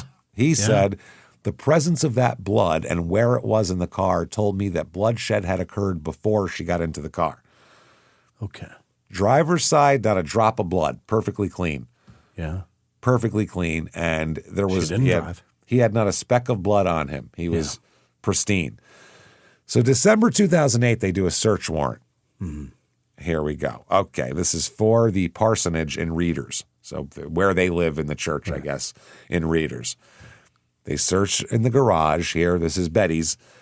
And with luminol, they find blood in the garage. They find a trail of blood leading to the car's passenger side. Oh, fuck. That's not good at all. That deer is vicious. He's a mean, you know what it is? He holds a grudge. That's the problem. He'll come for you when you least expect it. He's been around all day. That's right. He's outside just smoking. Just waiting. When are these cocksuckers going to go to bed? I want to set up. So the detectives said they spotted it almost immediately, blood on the floor, that someone had tried to clean. Okay. White marks indicated a scrubbing effort, but the luminol tells all. And that's it. They said it lit up like crazy. The detective said, I walked in the back of the garage, and as soon as I entered, I observed blood stains on the concrete floor. I was shocked. I could not believe I was seeing blood stains on the floor. So, the trail of blood leads from the back door of the house through the garage to the exact spot where the PT Cruiser's passenger door would have been when it was parked. Because AB always pulled into the garage exactly the same way. Yep. Yep. That's what you do. Habits. Everyone has them. Yeah, if you've got a parking spot, you park how you park. All the time. So the blood path led directly to where Betty would have been loaded in, and tests confirmed that the blood was Betty's, the blood they found in the garage. So they said she was bleeding prior to getting in that car, and she was assaulted and put in that car and placed in that car seat. The DNA testing confirmed the blood was 20 trillion times more likely to belong to Betty than anyone else. I would call that a match. Than anyone else? 20 trillion, which is a trillion times more than every human that's ever lived on the earth, basically. Ever. There still has not been somebody that duplicates her DNA. This planet will the sun will burn out and this planet will die before there are 20 trillion people to compare this shit to. Unbelievable. It's her. So they said Betty was beaten somewhere in or near the house, dragged through the back door, across the garage floor, loaded into the passenger seat of the PT Cruiser while bleeding profusely. AB then gently drove into the guardrail and went, "Oh no, my poor wife." Wow. That is diabolical, right? Holy shit. So they have all this info. They're going to bring AB in for a little interrogation. And let's they're talk not going about to this. tell them they know this, right? Well, let's find out. All right. Well, this should be great. Well, he was interrogated for 6 hours. Uh-huh. Okay. Now, when they confront him with the blood evidence, his story changed. First of all, he said, there's no blood in the garage. I don't know what you're talking about. Never saw blood in the garage. Then they go, well, we found blood in the garage. And they said, okay, went through this. First, he flatly denied Betty had ever bled in the garage. Then they said, we found a bunch of blood. And then he said, you know what? Just remember something. She got a Damn period. it. I remember this memory. You know how it is. You get in your 50s and, memory Quick gets away from nosebleed. Yeah. He said that, yes, that's right. He and Betty were moving firewood from the garage to the backyard. Some wood fell on Betty and cut her arm, so much that she dripped blood all over the floor. That's a nasty gash. That's nasty. That's that's amazing. That's a nasty gash is a horrible thing to say. To any woman, really. To really any woman, really. That's a nasty gash. Okay, sorry about that, guys. That hit me real hard because I'm 12. So, anyway, you really got to cut yourself to spray blood. Okay. You know how my house is. I have wood stoves and we keep wood fires going all the time. I get wood on a nightly basis from October to about April. Yeah. Every single night. One time I got a splinter in my thumb and a little bit of blood was there. Yeah. There is zero blood in my woodshed. No trails of it. There's none of it. And this is every single fucking day for months. Never. For years. So how? What does he say in Cutter? The mall or just the wood? A piece of wood. A sharp piece of wood. She got piece of wood. She got stuck with it right in her bad gash. Right. You know how it goes. Stabbed herself with a piece of wood. Yeah, that sounds awful. So poor Betty here. That's what he said. Now, investigators went to look at the wood pile near the backyard fire pit. Yeah. Underneath the stack, they found, under the stack, they found newspapers dated September 2008, 2 months after Betty's death in July. So she didn't put wood on top of there. No. Because she was dead before that newspaper came out. Why did he put newspapers there? Well, you need kindling. Yeah, but the... Yeah, I know. This is the dumbest. He's such an idiot, this guy. It's, it's the old, to prove who you are, you got today... The date, every page has the date. It's fucking crazy. Every goddamn page. And they said she was already sitting in her deer-themed urn when this is going on. And one of the investigators said, all of us thought it was BS. It was a made-up story. Duh. And it's amazing that he doesn't realize it. And then they found all the emails from his computer revealing his marital discord. Yeah. Which is, now we get some details. He was avoiding divorce to retain assets. He didn't want to get a divorce because he didn't want to give her half. Yeah. He said that they hadn't really had any sexual contact in a couple of years, him and Betty, because she had been going through menopause and had been completely uninterested in sex. Okay. So they had no sex for years. That's right when they got married, right? Because they haven't been married that long, right? 2001 they got married. 2008 this happened. So this could have been 2005. Menopause started. 5 years of sex and then it stops. That's tough. And also he talks about his affairs and the fact that he loves porn a lot. Loves it. Loves it. Okay. Loves it. People who claim to love porn the least are the ones that are the most into it, by the way. Yeah, well, the ones that are like, I think it's the ones that horrible thing. Check their history. I think it's the ones that lecture you about your affection to porn. Those are the people that love it way more than you. Way more than you could ever. You only like it a little bit, so much that you're not embarrassed to tell anybody. You know what I mean? They only love like it so much, it's a secret. From time to time.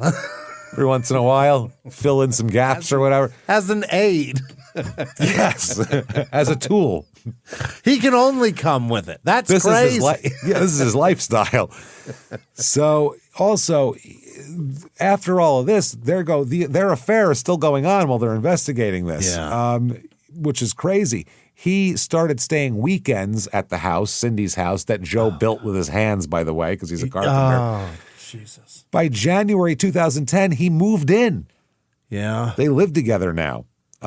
Samantha said he started to spend the night and he'd spend the weekend and go home. And pretty soon he wasn't leaving at all.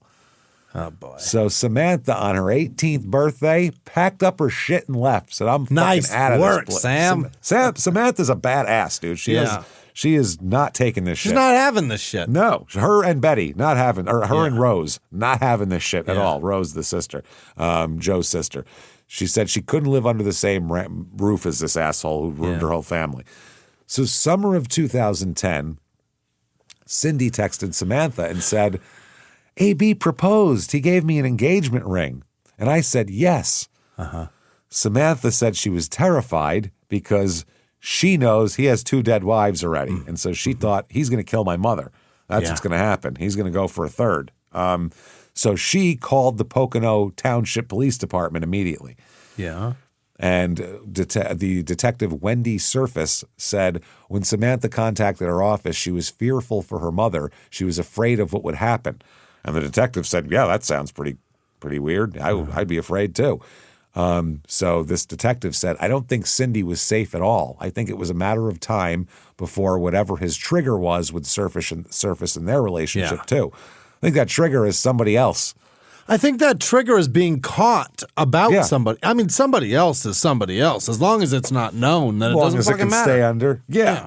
This is, but you confront him on it. Now we might get into a divorce where now you're going to take half my shit. It's a different story.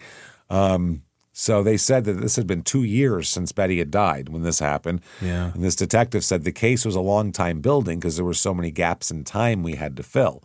Right. So anyway, they have all his emails. They have all of this type of shit. July 8th, 2010, Betty's death is reclassified by the coroner as a homicide. rather than an accident. So that is July 8th. September 13th, 2010, AB is arrested for Betty's murder.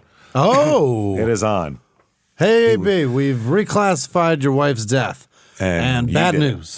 Bad news. Get He was living at Cindy's home. Yeah. And the detective, Jim Wagner, said, "We found Mr. Shermer living at Joseph Musante's home. We arrested him there, and it was pretty satisfying putting him in cuffs."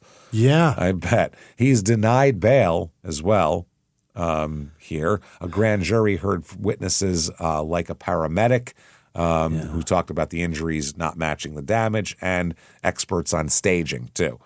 Right. Now, they're still looking into Jewel now as well. Remember that? Wife one. Wagner said, well, okay, I think he killed her. Let's find out about that first one. So he looks into that. And he called the cops in Lebanon County, Pennsylvania. And he said, I found out that her death was in 1999. It was from a fall down a flight of stairs. So AB had said that Jewel was vacuuming the stairs when she somehow got tangled in the shop vac cord and tumbled to the bottom. Okay. She fell on 6. Yeah, she's not 85 years old where that would happen either. She's like a 30-year-old lady at that point. I think she could, or 40. I think she could pull it together. She'd be all right, yeah. The doctor said it looked like she had a heart attack at first, but then the medical examiner couldn't prove that and then said it wasn't. And Dr. Wayne Ross again says the problem is the pathology was totally negative for heart disease, and the problem is we have to make sure it's not a homicide. Right. So he also noticed that she had several skull fractures like we talked about, no other broken bones, no significant injuries below her neck. Right. And they said if she fell down the stairs, she'd have all sorts of other injuries. That's why he classified it as undetermined. Right. He said, I didn't say it was an accident. He said, undetermined means it's open. It could certainly be a Could homicide. be anything. Yeah. He just doesn't have enough evidence. At any time. Yeah. Yeah. He just doesn't have enough evidence to go either way. But he urged investigators to look into their death, but they didn't. Wow. They didn't. They just didn't look. Now, Shermer's daughters, though, they don't believe their mother was murdered. They believe their mother was an accident. She died from an accident. Yes, absolutely. Amy said, there were no questions. I had no questions. I wasn't questioning anything. Okay. And Julie said, I didn't think it was uncommon for people to fall down steps, and I still don't. I think vacuuming steps with a shop vac is very dangerous for anyone.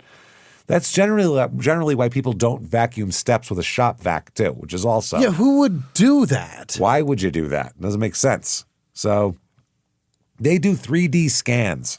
This is Dr. Wayne Ross again here. He said no autopsy to review. The investigators turned to Wayne Ross, who'd autopsied her in 1999. They asked him to review Betty's medical records as well. So using Betty's CAT scans, Dr. Ross and a team of computer specialists created 3-dimensional renderings of her skull images. This is for Betty, not Jewel. Right. This is evidence they need. The 3D models allowed him to examine the wounds up close and in detail as if he had her body on the autopsy table. Oh, boy.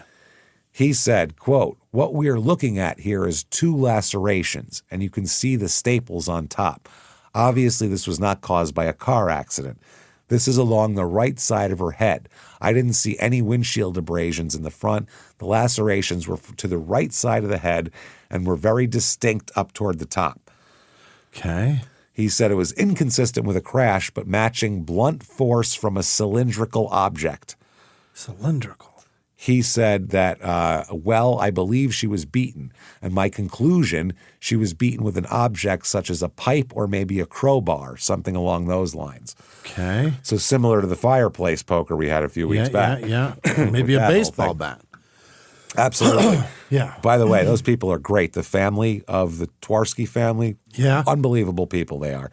Love that. They sent Brad Twarski, terrific, the brother of the victim of Kathy, unbelievable. She's just great people. Just want to say that up front here. So, and that's that fireplace poker murder. That was the name of it. So he said that and the fact that Betty has all this and Jewel has head injuries in the same way that are suspicious. They said it's just not possible. 2 wives dying of head injuries with absolutely opposite things that caused them. However, low impact, but high fucking damage. So he then puts Betty's 3D scans next to Jules' autopsy records from 1999, and the wounds are identical almost, he said. What? They're nearly identical. That's the one. That's it. Identical. Identical. He said both women had 2 linear tears on the right side of the head. Both died of traumatic brain injuries. Both were married to the same man. 2 What and the 2. fuck? Yeah. He said, let's use common sense. How likely is it to have 2 women married to the same guy, 2 lacerations on the right side of the head, both dying of traumatic brain injuries under bizarre circumstances? Pretty well 0, right? Yeah. He said the obvious answer to that is never. That's how Never. likely Not it gonna is. It's happen. never going to happen. So they do the jewelry investigation as well here. And one of the detectives or the district attorney said, we want to move as quickly as we can because it's difficult to investigate something that happened 11 years ago. Right. Which is obvious, yeah. So anyway, also they had an investigator inspect the PT Cruiser that Betty was in for defects that might have contributed to the crash just to see. Right. Didn't find anything. Okay. He even said it was still working. Apart from it being a PT Cruiser, Yeah, he everything goes- was operating. He goes, a real piece of crap, but I mean, it works for a I would PT buy Cruiser. one. Yeah. And he said the vehicle worked great. He said, I've never seen that before. A vehicle that's been involved in a fatal accident that has never been driven in. I couldn't believe it. He said, it looks like it looks like it was a PT brand new. Cruiser. It was working great. I've never seen that before. I've never seen that. It's so rare. It's funny as fuck. So now let's involve ARCA.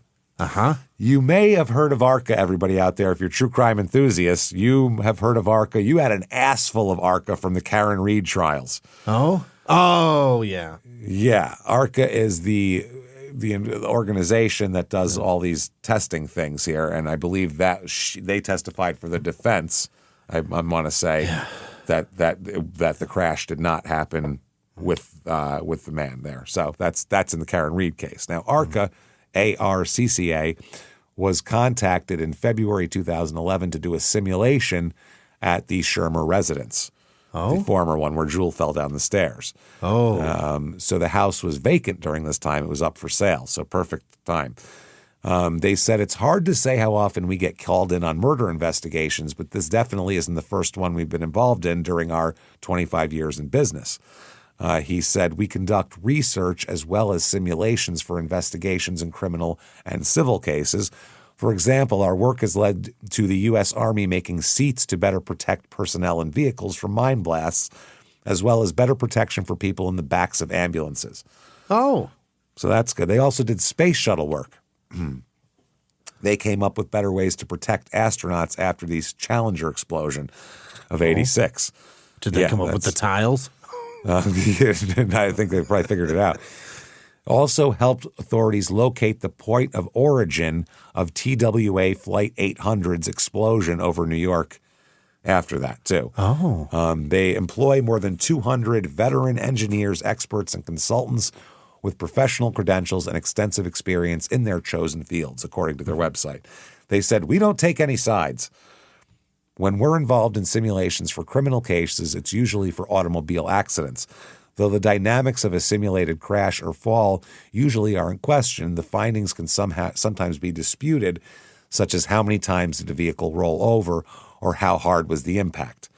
We look at the independent data, we remain objective, and we don't take any sides. Okay, he said, we've had some attorneys use our findings in trials, and others tell us they won't use our findings because it hurts their cases. Yeah. But thing about this is, too, I mean, I know I'm not questioning their organization, but I tend to, whoever's paying you is who's paying you. Yeah. Whoever's paying you is whose side you're on. Now that makes sense though. If they do sometimes come up with things where they say we're not using this because it hurts us, then that means they're being. I think they seem like an honest organization to me, but I mean that's just for them to be not honest would be a crazy that would be crazy. I mean that would ruin their whole everything. So Yeah. So the tests are months after this, the arrest and everything. Dr. Ross visits the house in Lebanon where Jewel died. Investigators wanted to definitively find out about the going down the stairs. A biomedical engineering firm, ARCA, carries this out. They covered the heads of crash test dummies in chalk so they could see where the head hit the stairs. Yeah. Then they pushed the dummies down the same staircase multiple times with like accelerometers inside the heads to measure impact forces. Okay. The results were in every case the same. The places struck on the dummy's head did not match Jules' fracture patterns whatsoever. At all. Yeah. The test showed that a stair fall would produce brush burn abrasions, contusions, and scraping patterns from sliding contact with the steps. No crushing. Jules had none of those. Yeah. The dummies also sustained significant forces that should have caused neck, rib, and pelvic injuries. She didn't have any of that either. She had none of them. So they conclude that Jules had been struck repeatedly on the head with a long cylindrical object, just like Betty. Wow. Same weapon type, he said. Wow. So now AB's defense attorney, he called the experiments junk science. Yeah. That's it. He said crash test dummies aren't designed for stair fall recreations. Got to make stair dummies for those. Oh, if you don't have those, then I guess get the that's what fuck it out of means. my face. He said to stage a realistic experiment, you would need a living person, but no one is going to risk a real life in this way. No, you don't need it. That's why we have Are you kidding me? We Have you can't not make a seen simulated Jackass? human. They exist. Come on. You could have Yeah. gotten anybody. You could have gotten those people. Knoxville would have done easily. it. Oh, yeah, for sure. No problem. If you shot He him, needed the only money if, in 08. when he got to the bottom of the stairs, they shot him in the nuts with a beanbag from a shotgun or something. Then he would have done it. But up until that, it's not really a trick. So the lawyer said this simply wasn't scientific. It was silly. These were bad tests. This was junk science. When you look at anthropomorphic test dummies being pushed downstairs, they were not designed for this purpose. There's no scientific studies. There's no peer-reviewed articles. There's nothing that accepts this. Okay. And they asked him, well, doesn't it make sense that you wouldn't push a person down the stairs to find out how they'd be injured? And they said, well, you wouldn't push just a jog down the stairs to find out how a person was injured either. He said all the test dummies showed in this case was that somebody who fell down those stairs could have hit their head multiple times, and that's what happened. Someone fell down the stairs and hit their head multiple times. All right. Well, the state completely disagrees with that lawyer, and they reclassify Jules' death as a homicide. Yeah. Yes. Jules' brother, John, said, in my opinion, the paramedics should have called in law enforcement. Yeah. Absolutely. They said the police were not even called until Jules was already at the hospital, and he had already cleaned up the crime scene. Yeah, it was already way too late. So Julie, this is their daughter, Julie, Jewel and Julie, AB's daughter.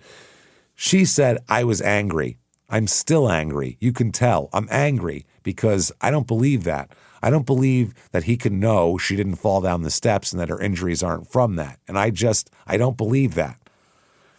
So the interviewer asked her, I have to ask you, what about the medical examiner who said that both your mother and Betty had remarkably similar wounds? Right. And Julie said, oh, well, I actually don't believe them. One man is saying that. Oh, Julie. Who happens to be the medical examiner is the problem. Right. I feel bad for Julie because she's in a tough spot. Her mom's already gone. Yeah. Her stepmom's gone. She's already mourned.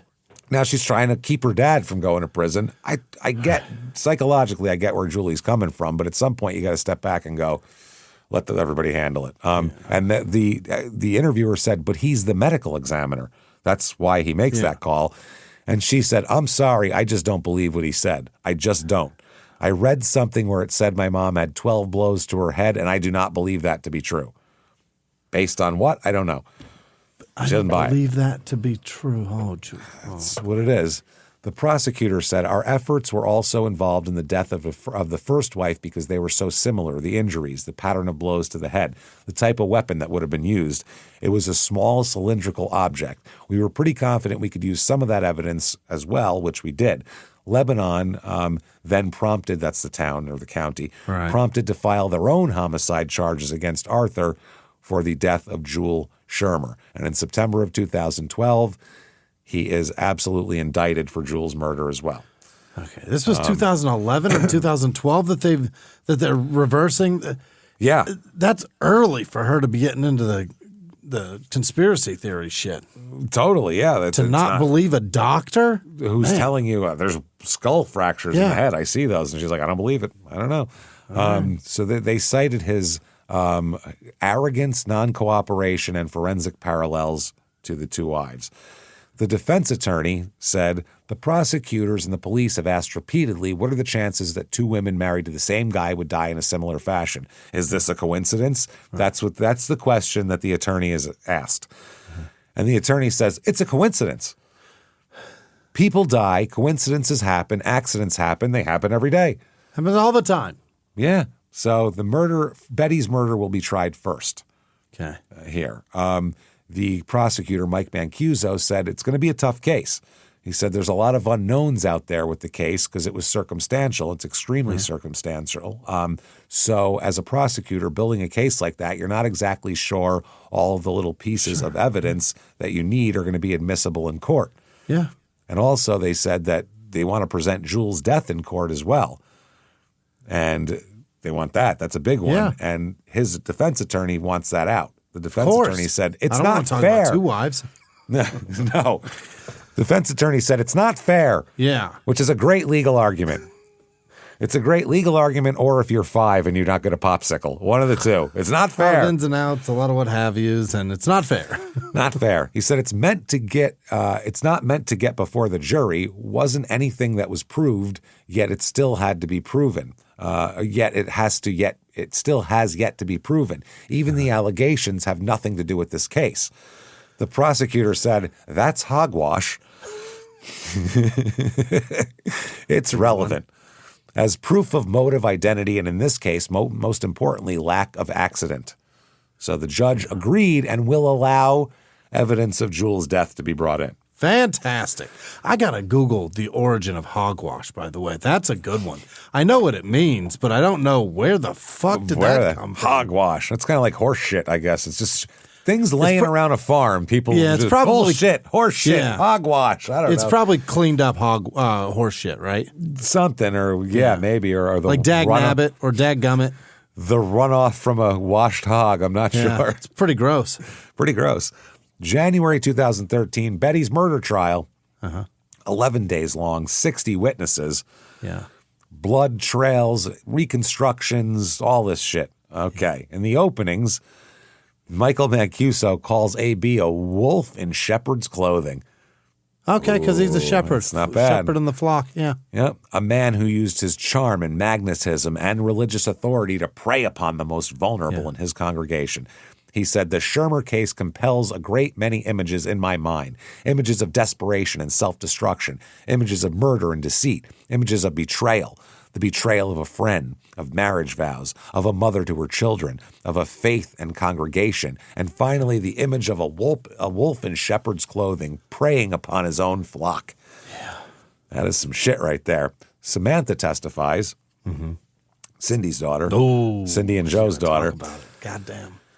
She described how AB had infiltrated her family, seduced her mother, driven her father to despair, and destroyed everything she's known and loved her entire life. He is a swarm of locusts is what he is, essentially. She spoke directly to AB from the witness box. She described his desire to be with Cindy and his need to get rid of his inconvenient wife. She talked about the affair, the fact that they gaslit her in that confrontation in the office, saying you don't know what you're talking about when she was 16. Her You father's don't know what dirty talk is. Yeah. Her father's final voicemail that she didn't even hear till he was dead the next morning, saying, if you love me even a little bit, call me. Oh, Jesus. The guilt she feels she missed a call. Horrifying. When somebody does that, I had a similar thing happen, and that fucks me up. Yep. Guy killed himself, fucking texted me at 2:15, can you talk right now? And I was going to sleep, and I was like, I'm too tired. Next morning, he was dead. Yep. Mine called That's me. brutal. He was murdered, though. Oh, that's different. Yeah. But he weren't going to stop wanted that. me to go with him. Oh, well, then that's a good thing. Yeah. Yeah. Right? Yeah. You're not dead. It's better one person than both of you. I mean, that's some survivor's guilt. That could be I could have been in a gutter with that kid. It's so fucked up. This, I feel bad because my friend, I could have. Yeah. Yeah. If you know this, I'll tell you later about the details. James? I could have, because I You was... piece of shit. The point is, I was there, him and his girlfriend, I was somehow their relationship counselor, and I used to settle their shit. And he was calling me because they were in a giant fight, and that was the problem, and it's a long story. But I could have spent 10 minutes and whatever, but I was just like, I'm so tired of doing this, and now I wish I could do that for him. I feel terrible. So anyway, that's how it goes. Now, Betty's son here, Betty Jean's son, Nate, he said when he heard about the crash, he rushed to the hospital. This is him testifying. The nurse told him she's in pretty bad shape. Be prepared for what you're about to see. He continued the testimony, and he said that AB seemed calm and relaxed during the time that his mother was in the hospital, and said that AB told him that he and Betty Jean had agreed that neither one would want to live on life support. And he also said that she wanted to be cremated. Now, he said his mother never mentioned either issue to him, so he just figured, that must be what it is. He said he had spoken to his mother by phone on her birthday, June 28th. He said she seemed distant and upset, but he said she wouldn't say if anything was bothering her. All right. They show the pictures of Joe Musante's corpse on the monitor here, and that's when AB closes his eyes and puts his head in his hands. Yeah. He acted because of Joe? He was stoic the whole time, and that's when he seemed real sad. Yeah. Saw a man dead. Saw a man dead in his office. That's my desk. Those are my things. AB's friend, Anne Marie Thorson Moe, was a prosecution witness, hinted at a possible motive when she testified that AB told her that Betty had discovered he was having an affair with his secretary and gave him an ultimatum, end the relationship or they would get divorced. Yeah. So that we didn't know about, that she found out. And this woman said he didn't want a divorce because he didn't want to lose half of everything. Uh-huh. Cindy testifies. Yeah. They said, "Do you love the defendant?" She said, "I do." Yeah. That's how that goes. And then all the rest of the shit that she said that we already talked about. But she said that on the stand. Mm-hmm. AB testifies. What's he say? He's figuring if I can move a congregation, I can move 12 people. Oh, fuck. This is going to be easy. Like Sunday morning. He Amber Heards this shit like a motherfucker. Yeah? He's overconfident of I know what I'm doing and I can do this. And every time they ask him a question, he goes right at the jury the whole time. Right to the jury. Stares at them the whole time, which is the weirdest, most uncomfortable thing ever. The jury wants to observe you like a zoo animal. Yeah. They don't want you staring at them back. You can glance over once in a while like you're telling a converse to multiple people, but you can't just stare at them and answer a question. It's weird. You don't take the question over to them and answer it. Yeah. That's what she did every time. It's the lawyer asks you a question, you look away from the person asking the question and then answer it to other people is a weird thing to do. So she thought that was a winning strategy, and so did he. Well, they told her, I think, make sure to look at the jury. Make eye contact with the jury. Let them see emotion in your eyes. And she took that as stare at the jury the entire time and never break eye contact. Freak everybody out. Like the epitome of misunderstanding. Yeah, absolutely. And then once she did it one day, they were like, you got to keep doing the same thing or else it looks like you're changing up and it's weird. Yeah. So they said he repositioned his chair to face the jury directly, which is creepy. Oh, my God. Very creepy. He said, I didn't stage an event. I didn't kill my wife. I didn't stage an event, which is a very big minimum. Now it's not even hurting her. Now it's staging an event. She's not even there in that scenario. He said she undid her seatbelt. A deer appeared. He swerved. He said he cradled his dying wife, and he said he was alone, lost, and scared. He talked about the woodpile story of how the blood got there, modifying it to better fit the evidence. Now, only Betty had been cut by the wood when it fell from the stack. He said he got cut too last time. He explained the blood trail by saying she'd initially walked toward the garage's bay door, then turned back and exited through the back door to the kitchen where he tended the wound. Of course, he took care of it. And the prosecutor said, that's pretty absurd why she would change direction in her own garage. She's not lost. She knows where she is. When asked about the cremation, he said it was her wish. And Betty's sisters had said she was against cremation. Yeah. When asked about the urn decorated with a deer, the animal that he claims caused the death. Right. This is fucking amazing. He said, quote, Betty loved deer.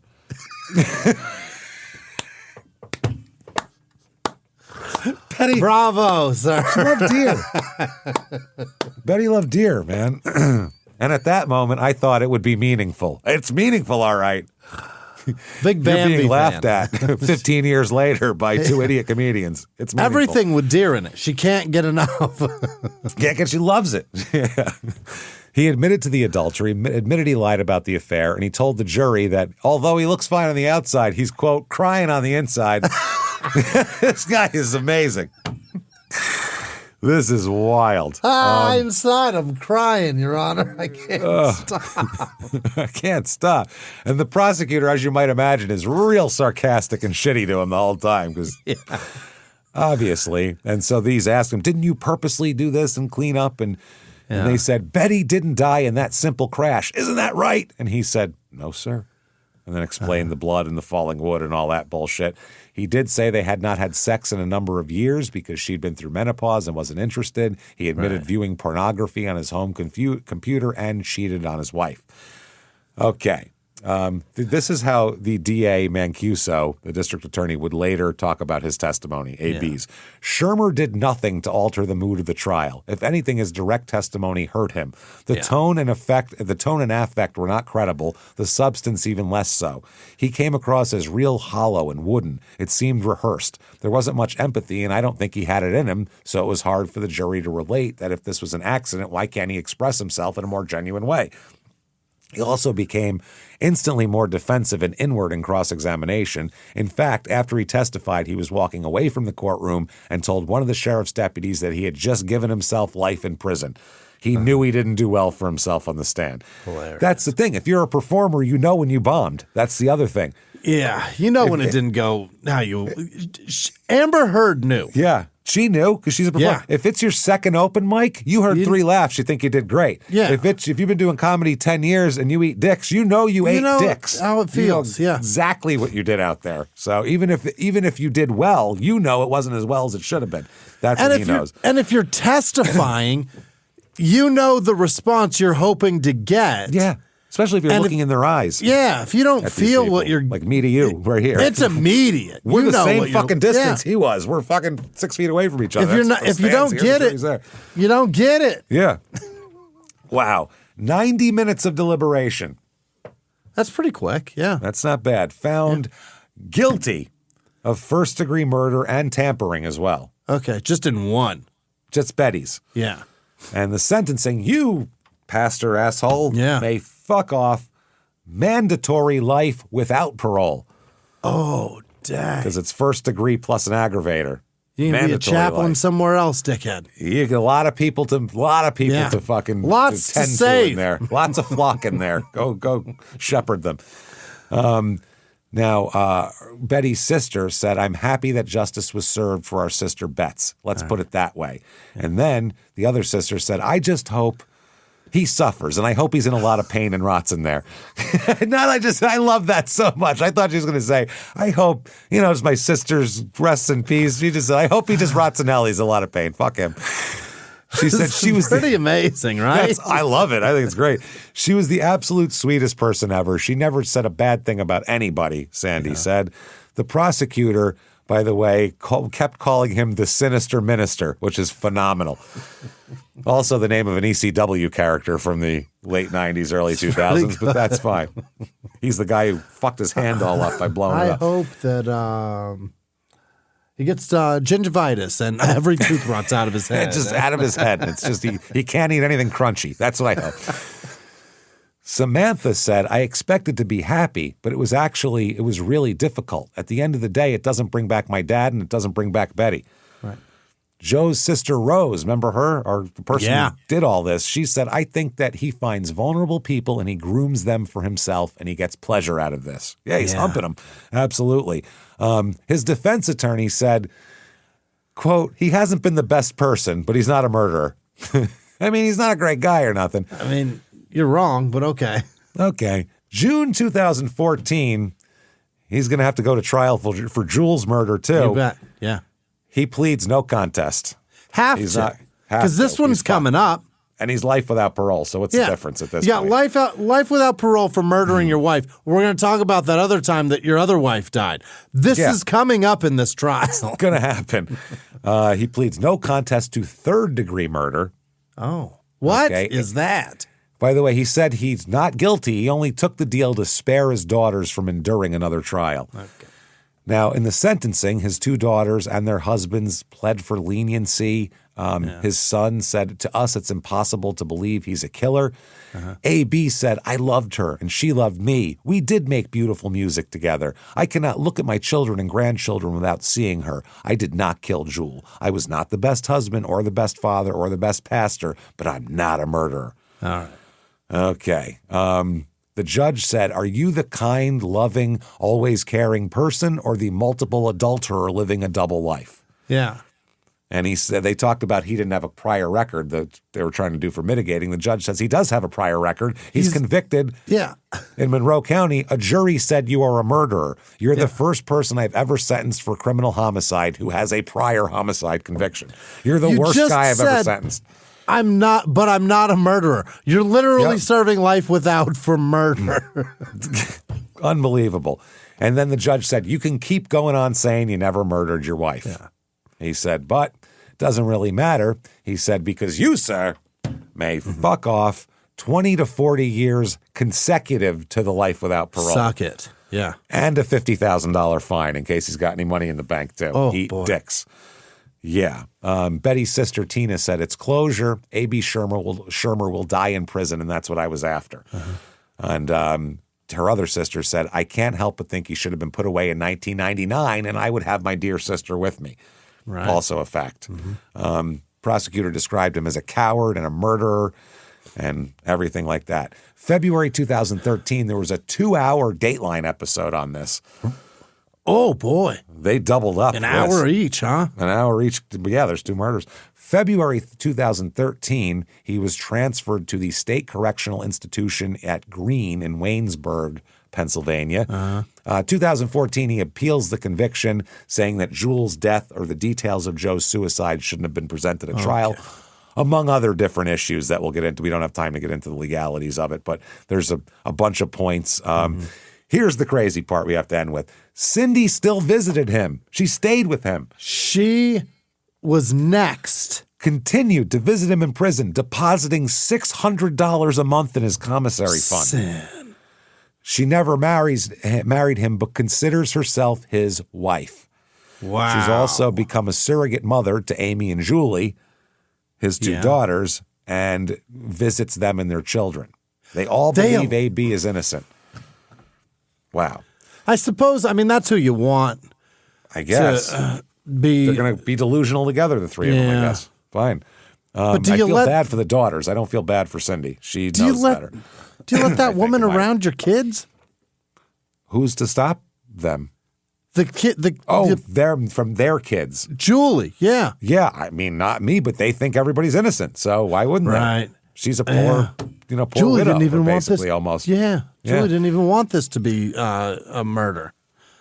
Samantha says this. What is my relationship with my mother? None. We have no relationship at all. She's simply not the same person anymore. She wasn't the mother who raised me. My deepest wish is for Cindy to truly see Arthur, to witness his authentic self, the man he truly is. She took the other daughters because Sam left her. Yeah, Sam wouldn't talk to her anymore. Good for you, Sam. The detective said Mr. Shermer didn't pull the trigger, but he's responsible for Joe Musante's death. There are 3 deaths on his hands. I believe Joe was sending a message to us in law enforcement that there was something shady happening with his family, because that's why he did it in the church, probably. Yeah. They also asked the detective, how close do you think he came to getting away with murder? And the detective said, very, very close. If not for Rose Cobb, she put this case into a little ball and showed us from the very start what kind of person A.B. Shermer was. Yeah. And Rose says, I'm only doing what he couldn't do for himself, meaning my brother. Couldn't do that. It's fucking horrible. They love Cindy, by the way, his daughters, A.B.'s daughters. Right. June 2017, the Supreme Court denies to review his case. Good.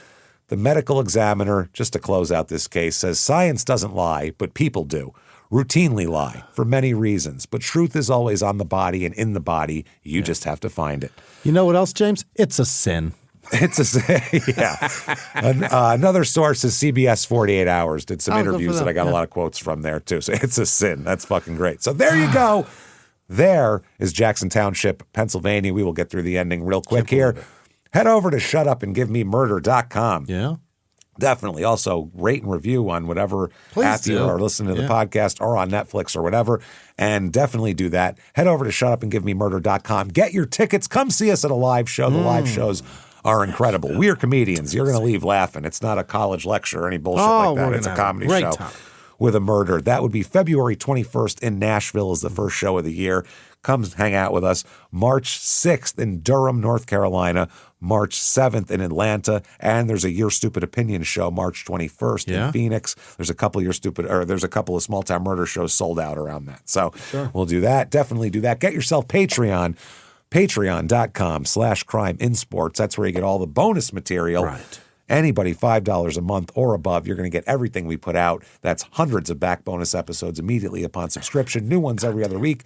One crime in sports, one small town murder. This week is no different. For crime in sports, Dead Cyclists Part 2. Yeah. Crazy. That was a crazy first one, so you know that's going to be fun. So much. Small town murder. Let's get into the Kurt Cobain death. There's some new investigative stuff. What's the whole theory? We all have our own opinions here, and we're going to get into it and find out. We love a nebulous conspiracy theory episode. We're going to do that. That's patreon.com/crimeinsports. And you get all the shows we do ad-free. Everything. And you get a shout out at the end of the show, which is right goddamn now. Yeah. Jimmy, hit me with the names of the most wonderful fucking people in the world who would never, ever, ever do any of this shit to us. Here, let me hear about him right now. This was executive producer Gary Howard in Livingston, Texas. Unemployed, looking for work. Somebody hire Gary, damn it. He knows how to back a truck in anywhere. He can do it. Yeah, he's great. Do it for us. Don't send us any more money until you get a goddamn job, Gary. Yeah, we feel terrible, love you, brother. Fucking shit, man. Well, thanks, man. I'll mention it every week, too, to get you a gig. Yeah, somebody hire Gary, goddammit. And we're going to say it every week until we hear that he's got a job. Nicole Benson also. Thank you guys for doing what you're doing. You're the best. Amazing. Other producers this week, Peyton Meadows, Ryan Bender, Happy Hour checking in Midland, Texas. I think he's home. Janice Hill, Melanie Highsmith, James Pinson, Cabry Stanton, Becky Ireland, Heather Walker, Mackenzie Ray, Eccleston, Nancy Combs, Ben Gooden, Remy Crowley, Ferenga, Bethany Pritchett, Lindsay S., Newly Burma. Yep. Cindy Morgan, Jay Mukath, Kelly Gleason, Sharon Diaz, Chris M., Abby with no last name, Brookhurst with no last name, Corey Yell with no last name, Tommy with no last name, Ryu Rodriguez, Catherine Boyd, Candace Sullivan, Rachel Morgan, Charles Sutton. That's Dutton. Charles S. Dutton is what I was confusing that with in my head, but it is not that person. Plus, I think Charles S. Dutton is dead. I think he is dead. I think that's true. Linda Barnes, Paytonic, Jessica Witherly, Kachi, Asiegbunum, Kachi, Anna Bailey, Rosie Brunson, Johnny, Nathan, I think it's Joni Nathan, Peter Larson, Tom with no last name, Dianara Sanchez, Dianara, Eric Macbeth, Jacob Dobrzinski, Emily Ward, MNJ 1193, Emily with no last name, Bradley German or German, Bridget with no last name, Brigitte possibly, Trisha Jenner, Jessica with no last name, Kelly Owens, Runa Fox, Sandra Sellers, SMT, Mr. Moose, Steve in Hawaii, Jose Sebastian, Heather nope, that's Amber. Why would I ever confuse the two names? Amber Hansen, Britt Mejia, Jean, Jean, McPherson, I think it's Jean.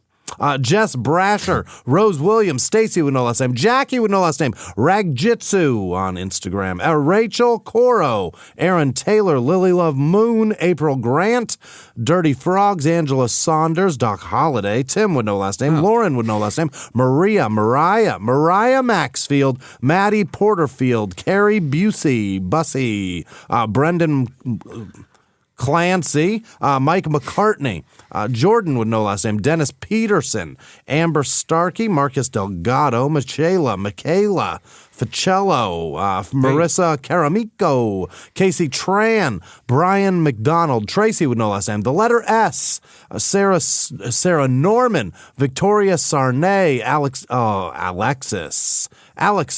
Alexis Kurz, Jennifer with no last name, Alyssa with no last name, Kelvin Mann, Cassandra Clark, Fred M., Emily Parton, Dean K., Tanner Cutler, Winter Steinway, Rachel Smith, Vanessa Bundle, and all of our patrons. You're the best. Thank you.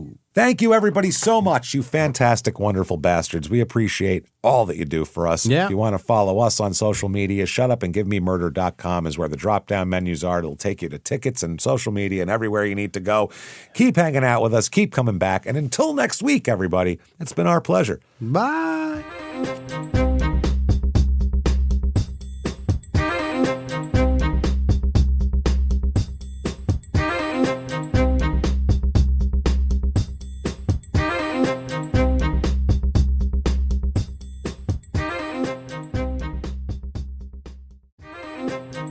Hey, everybody, listening to Small Town Murder out there. Yeah. Hi.